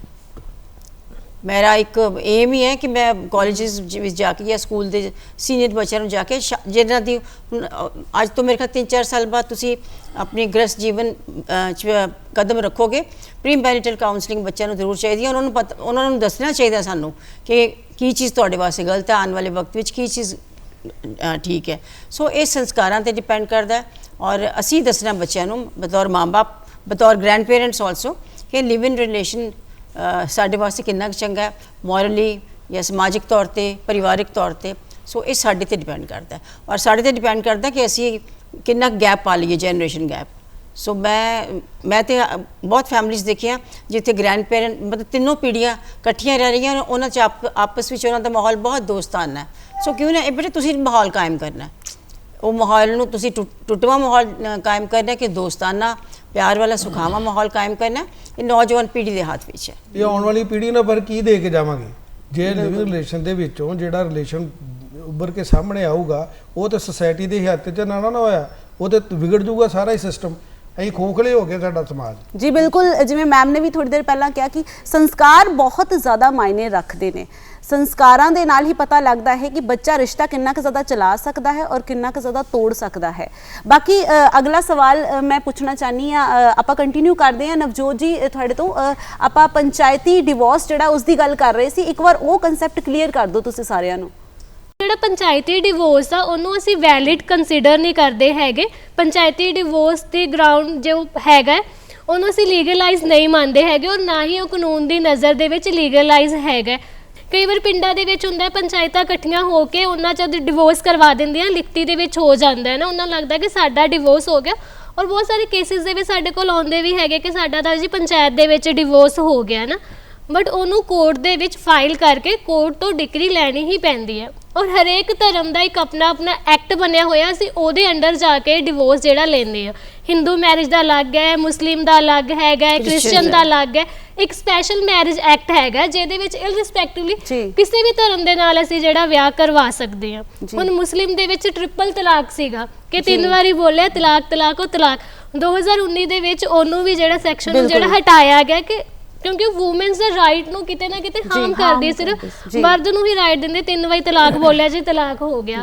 ਸੋ ਜਿਹੜੀਆਂ ਗਵਰਨਮੈਂਟਸ ਆ ਉਹ ਵੀ ਆਉਣ ਵਾਲੇ ਸਮੇਂ ਦੇ ਵਿੱਚ ਬਹੁਤ ਜ਼ਿਆਦਾ ਜਿਹੜੇ ਚੇਂਜਸ ਕਰ ਰਹੀਆਂ ਨੇ ਜੋ ਸਾਡੀ ਆਉਣ ਵਾਲੀ ਜਨਰੇਸ਼ਨ ਦੀ ਬਹੁਤ ਵਧੀਆ ਨੇ ਔਰ ਬੈਨੀਫਿਟਸ ਹੈਗੇ। ਸੋ ਮਤਲਬ ਕਹਿ ਸਕਦੇ ਹਾਂ ਕਿ ਜਿਹੜਾ ਪੰਚਾਇਤੀ ਤਲਾਕ ਹੈ ਉਹ ਮਾਇਨੇ ਨਹੀਂ ਰੱਖਦਾ ਹੈ ਔਰ ਜਿਹੜਾ ਡਿਵੋਰਸ ਹੈ ਜੋ ਕੋਰਟ 'ਚ ਹੁੰਦਾ ਹੈ ਉਹੀ ਤੁਸੀਂ ਲਓਗੇ ਤਾਂ ਉਸ ਨੂੰ ਹੀ ਸਹੀ ਮੰਨਿਆ ਜਾਵੇਗਾ। ਸੋ ਅੱਗੇ ਵਧਦੇ ਹਾਂ। ਮੈਮ ਮੈਂ ਤੁਹਾਨੂੰ ਪੁੱਛਣਾ ਚਾਹਨੀ ਹਾਂ ਕਿ ਲਵ ਮੈਰਿਜਸ ਔਰ ਅਰੇਂਜ ਮੈਰਿਜਸ ਇਹਨਾਂ ਵਿੱਚੋਂ ਕਿਹੜੀ ਜ਼ਿਆਦਾ ਬੈਟਰ ਹੈ?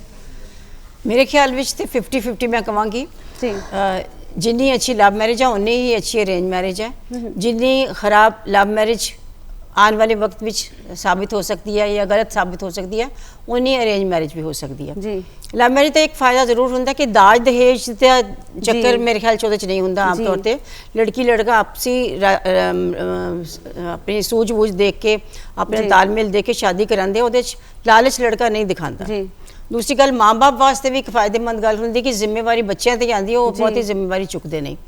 ਲੇਕਿਨ ਮੈਂ ਨਿੱਜੀ ਤੌਰ ਤੇ ਸਮਝਦੀ ਹਾਂ, ਮੇਰੇ ਖਿਆਲ 'ਚ ਮੇਰੇ ਨਾਲ ਤੁਸੀਂ ਸਾਰੇ ਸਹਿਮਤ ਹੋਵੋਗੇ ਕਿ ਮਾਂ-ਬਾਪ ਦੇ ਆਸ਼ੀਰਵਾਦ ਨਾਲ ਜਦੋਂ ਲੜਕੀ ਤੁਰਦੀ ਹੈ ਨਾ, ਤੇ ਬਹੁਤ ਖੁਸ਼ਹਾਲ ਕੋਈ ਵੀ ਕੰਮ ਤੁਸੀਂ ਕਰਦੇ ਹੋ, ਇਹ ਤੇ ਬੜਾ ਹੀ ਇੱਕ ਪਵਿੱਤਰ ਕੰਮ ਹੈ। ਇੱਕ ਤੁਸੀਂ ਜਾ ਕੇ ਇੱਕ ਅਲੱਗ ਦੁਨੀਆ ਵਸਾਣੀ ਹੈ। ਕਹਿੰਦੇ ਨੇ ਕਿ ਜੋੜੇ ਤੁਰੋਂ ਜਾਂ ਸਵਰਗ ਤੋਂ ਬਣ ਕੇ ਆਉਂਦੇ ਆ। ਸੋ ਸਵਰਗ ਵਿੱਚ ਤਾਂ ਹੀ ਜਾਵਾਂਗੇ ਸਾਡੇ ਕੋਲ ਆਸ਼ੀਰਵਾਦ ਬਜ਼ੁਰਗਾਂ ਦੇ ਹੋਣਗੇ। ਸੋ ਜਦੋਂ ਬੱਚੇ ਨੂੰ ਮਾਂ-ਬਾਪ ਦਾ ਆਸ਼ੀਰਵਾਦ ਪ੍ਰਾਪਤ ਹੁੰਦਾ ਤੇ ਉਹ ਡੈਫੀਨੇਟਲੀ ਬਿਹਤਰ ਹੈ ਜੀ। ਸੋ ਇਸ ਕਰਕੇ ਟੁੱਟਦੀਆਂ ਮੈਰਿजेस ਦੋਨੋਂ ਕਿਸਮ ਦੀਆਂ ਔਰ ਖੁਸ਼ਹਾਲ ਜ਼ਿੰਦਗੀਆਂ ਦੋਨੋਂ ਕਿਸਮ ਦੀਆਂ ਮੈਰਿजेस ਵਿੱਚ ਆਉਂਦੀਆਂ। ਮਤਲਬ ਇਹੀ ਕਹਿ ਸਕਦੇ ਹਾਂ ਕਿ ਲਵ ਮੈਰਿਜ ਵੀ ਅਗਰ ਤੁਸੀਂ ਕਰਾਉਣੀ ਹੈ ਤੇ ਆਪਣੇ ਮਾਪੇ ਦੀ ਰਜ਼ਾਮੰਦੀ ਦੇ ਨਾਲ ਹੀ ਕਰਵਾਓ।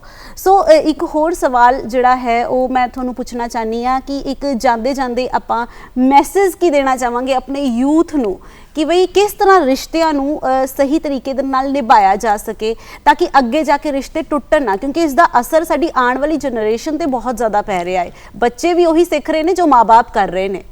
ਨੌਜਵਾਨਾਂ ਦਾ ਖਾਣਾ ਪੀਣਾ ਪਹਿਨਣਾ, ਇਹ ਅੱਗੇ ਜਾ ਕੇ ਇੱਕ ਚੀਜ਼ ਤੁਹਾਡੇ ਵਿੱਚ ਬੇਟੇ ਆ ਰਹੀ ਹੈ ਸਾਰੇ ਨੌਜਵਾਨਾਂ ਵਿੱਚ ਕਿ ਸਬਰ ਸੰਤੋਖ ਦੀ ਕਮੀ, ਟੋਲਰੈਂਸ ਸਾਡੀ ਬਿਲਕੁਲ ਖਤਮ ਹੋ ਰਹੀ ਹੈ। ਸੋ ਨਵੀਂ ਬੱਚੀ ਘਰ ਵਿੱਚ ਆਉਂਦੀ ਹੈ, ਉਹਨੂੰ ਤੁਸੀਂ ਥੋੜਾ ਸਬਰ ਸੰਤੋਖ ਨਾਲ ਐਕਸੈਪਟੈਂਸ, ਜਿਸ ਤਰ੍ਹਾਂ ਮੈਂ ਪਹਿਲੇ ਕਿਹਾ ਕਿ ਖਾਸ ਜ਼ਿਆਦਾ ਰੋਲ ਤੇ ਲੜਕੀ ਦੀ ਸੱਸ ਦਾ ਹੁੰਦਾ। ਉਸ ਤੋਂ ਬਾਅਦ ਲੜਕੀ ਵੀ ਸੋਚ ਕੇ ਆਵੇ ਕਿ ਹੁਣ ਮੈਂ ਇੱਕ ਘਰ ਚੋਂ ਦੂਸਰੇ ਘਰ ਵਿੱਚ ਪ੍ਰਵੇਸ਼ ਕਰਨ ਜਾ ਰਹੀ ਹਾਂ। ਆਮ ਤੌਰ ਤੇ ਵਿਆਹ ਤੇ ਰਜ਼ਾਮੰਦੀ ਨਾਲ ਹੀ ਹੁੰਦੇ ਨੇ, ਬੇਸ਼ੱਕ ਉਹ ਲਵ ਮੈਰਿਜ ਹੈ, ਬੇਸ਼ੱਕ ਉਹ ਅਰੇਂਜ ਮੈਰਿਜ ਹੈ। ਮੈਂ ਆਪਣੇ ਆਪ ਨੂੰ ਪੂਰਾ ਐਡਜਸਟ ਕਰਨਾ ਔਰ ਲੜਕੀ ਦੇ ਮਾਂ-ਬਾਪ ਵੀ ਉਹਨੂੰ ਐਡਜਸਟ ਕਰਨ ਵਿੱਚ ਉਹਦੀ ਮਦਦ ਕਰਨ, ਥੋੜਾ ਜਿਹਾ ਪਿੱਛੇ ਹਟ ਜਾਣ। ਸੋ ਜ਼ਿੰਦਗੀ ਬਹੁਤ ਉਹਨਾਂ ਦੀ ਖੁਸ਼ਗਵਾਰ ਬੀਤੇਗੀ। ਔਰ ਜਿਸ ਤਰ੍ਹਾਂ ਮੈਂ ਪਹਿਲੇ ਕਿਹਾ ਕਿ ਸਵਰਗਾਂ ਤੋਂ ਆਉਂਦੇ ਆ ਜੋੜੇ ਬਣ ਕੇ, ਸੋ ਅਸੀਂ ਪ੍ਰੂਵ ਕਰੀਏ। ਨੌਜਵਾਨ ਸੋਚੇ ਨਾ ਮੈਂ ਅੱਜ ਹੀ ਕਦਮ ਚੁੱਕਿਆ, ਹੁਣ ਮੈਂ ਆਪਣੇ ਆਪ ਨੂੰ ਠੀਕ ਪ੍ਰੂਵ ਕਰਾਂ। ਇਹ ਤੁਸੀਂ ਨਿਸ਼ਚੈ ਕਰ ਲਓ ਬੇਟਾ ਕਿ ਆਪਣੇ ਆਪ ਨੂੰ ਮੈਂ ਪ੍ਰੂਵ ਕਰਨਾ ਕਿ ਜਿਹੜਾ ਮੈਂ ਕਦਮ ਲੈ ਰਿਹਾ ਇਹ ਸਹੀ ਹੋਏਗਾ। ਦੂਸਰੀ ਗੱਲ ਹੈ, ਪਰਮਾਤਮਾ ਨੇ ਜੀਵਨ ਬੇਟੇ ਦਿੱਤਾ। ਮੈਂ ਤਾਂ ਸੋਚਦੀ ਹਾਂ ਇੱਕੋ ਹੀ ਜੀਵਨ ਹੈ, ਅਗਲਾ ਕਿਹਨੇ ਦੇਖਿਆ ਤੇ ਪਿਛਲਾ ਕਿਹਨੇ ਦੇਖਿਆ। ਇਹ ਸਾਨੂੰ ਲੜਾਈਆਂ ਝਗੜਿਆਂ ਵਿੱਚ ਪੈਣ ਲਈ ਨਹੀਂ ਦਿੱਤਾ। ਇਸ ਜੀਵਨ ਨੂੰ ਪਰਮਾਤਮਾ ਨੇ ਸਾਨੂੰ ਦੁਨੀਆ ਤੇ ਭੇਜਿਆ ਸੀ ਇੱਕ ਨਵੀਂ ਦੁਨੀਆ ਕਾਇਮ ਕਰੀਏ, ਇੱਕ ਖੁਸ਼ਹਾਲ ਦੁਨੀਆ ਕਾਇਮ ਕਰੀਏ, ਸਿਰਜਣਾ ਕਰੀਏ ਇੱਕ ਬੜੇ ਸੁਖਾਵੇਂ ਸੋਹਣੇ ਪਿਆਰੇ ਪਰਿਵਾਰ ਦੀ ਸਿਰਜਣਾ ਕਰੀਏ, ਇੱਕ ਸੋਹਣੇ ਸੁਖਾਵੇਂ ਸਮਾਜ ਦੀ। ਤੇ ਸਮਾਜ ਦੀ ਸਿਰਜਣਾ ਅੱਛੀ ਹੋਏਗੀ, ਸਾਡਾ ਦੇਸ਼ ਵੀ ਬੜਾ ਖੁਸ਼ਹਾਲ ਹੋਏਗਾ। ਸੋ ਮਤਲਬ ਛੋਟੀ ਜਿਹੀ ਗੱਲ ਤੋਂ ਬਹੁਤ ਵੱਡੀਆਂ ਗੱਲਾਂ ਉਤਪੰਨ ਹੁੰਦੀਆਂ। ਸੋ ਪਰਮਾਤਮਾ ਨੇ ਤੁਹਾਡੀ ਝੋਲੀ ਜੋ ਪਾਇਆ, ਤੁਸੀਂ ਪਲੀਜ਼ ਮਿਹਰਬਾਨੀ ਕਰਕੇ ਆਪਣੇ ਪਰਿਵਾਰਾਂ ਦੀ ਝੋਲੀ, ਮੈਂ ਵੱਡੇ ਹੋਣ ਦੇ ਨਾਤੇ ਆਪਣੇ ਬੱਚਿਆਂ ਦੀ ਝੋਲੀ ਪਾਵਾਂ। ਸੋ ਅਰਦਾਸ ਇਹ ਹੈ ਕਿ ਜਿਹੜੇ ਵਿਆਹ ਕਰਨ, ਜਿਹੜੇ ਜੋੜੇ ਡਾਈਵੋਰਸ ਤੇ ਤੱਕ ਨੌਬਤ ਕਿਸੇ ਦੀ ਆਵੇ ਹੀ ਨਾ। ਤੁਸੀਂ ਬਹੁਤ ਸੁਖੀ ਵਸੋ, ਬਹੁਤ ਖੁਸ਼ਹਾਲ ਵਸੋ। ਸੋ ਗੱਲਾਂ ਦੇ ਵਿੱਚ ਵਕਤ ਕਿਵੇਂ ਨਿਕਲ ਗਿਆ ਪਤਾ ਹੀ ਨਹੀਂ ਲੱਗਿਆ। ਸੋ ਮੈਂ ਤੁਹਾਡਾ ਸਾਰਿਆਂ ਦਾ ਬਹੁਤ ਸ਼ੁਕਰੀਆ ਕਰਨਾ ਚਾਹਨੀ ਹਾਂ ਕਿ ਤੁਸੀਂ ਸਾਡੇ ਇਸ ਸ਼ੋਅ ਦਾ ਹਿੱਸਾ ਬਣੇ ਔਰ ਉਮੀਦ ਕਰਦੀ ਹਾਂ ਕਿ ਸਾਡੀ ਜਿਹੜੀ ਆਡੀਅנס ਹੈ ਉਹਨਾਂ ਨੂੰ ਉਹਨਾਂ ਦੇ ਸਵਾਲਾਂ ਦੇ ਜਵਾਬ ਵੀ ਜ਼ਰੂਰ ਮਿਲ ਗਏ ਹੋਣਗੇ। ਮਾਂ-ਬਾਪ ਤੋਂ ਬਾਅਦ ਜੇਕਰ ਸਾਰੀ ਉਮਰ ਕੋਈ ਸਾਥ ਨਿਭਾਉਂਦਾ ਹੈ, ਐਂਡ ਤੱਕ ਨਿਭਾਉਂਦਾ ਹੈ, ਤੇ ਉਹ ਇੱਕ ਜੀਵਨ ਸਾਥੀ ਹੀ ਹੈ। ਸੋ ਚੰਗਾ ਹੈ ਕਿ ਜੀਵਨ ਸਾਥੀ ਦੇ ਨਾਲ ਬਣਾ ਕੇ ਰੱਖੋ, ਪਿਆਰ ਦੇ ਨਾਲ ਰਹੋ। ਇੱਕੋ ਇੱਕ ਜ਼ਿੰਦਗੀ ਹੈ, ਬਾਰ-ਬਾਰ ਨਹੀਂ ਮਿਲਦੀ, ਰਿਸ਼ਤੇ ਵੀ ਬਾਰ-ਬਾਰ ਨਹੀਂ ਮਿਲਦੇ ਔਰ ਲੋਕ ਵੀ ਬਾਰ-ਬਾਰ ਨਹੀਂ ਆਉਂਦੇ ਨੇ। ਸੋ ਉਮੀਦ ਕਰਦੇ ਹਾਂ ਕਿ ਤੁਹਾਨੂੰ ਅੱਜ ਦਾ ਇਹ ਪ੍ਰੋਗਰਾਮ ਬਹੁਤ ਪਸੰਦ ਆਇਆ ਹੋਵੇਗਾ। ਸੋ ਅਗਲੇ ਪ੍ਰੋਗਰਾਮ ਦੇ ਨਾਲ ਇੱਕ ਵਾਰ ਫਿਰ ਤੋਂ ਹਾਜ਼ਰ ਹੋਵਾਂਗੇ ਇੱਕ ਨਵੇਂ ਮੁੱਦੇ ਦੇ ਨਾਲ। ਸਤਿ ਸ਼੍ਰੀ ਅਕਾਲ।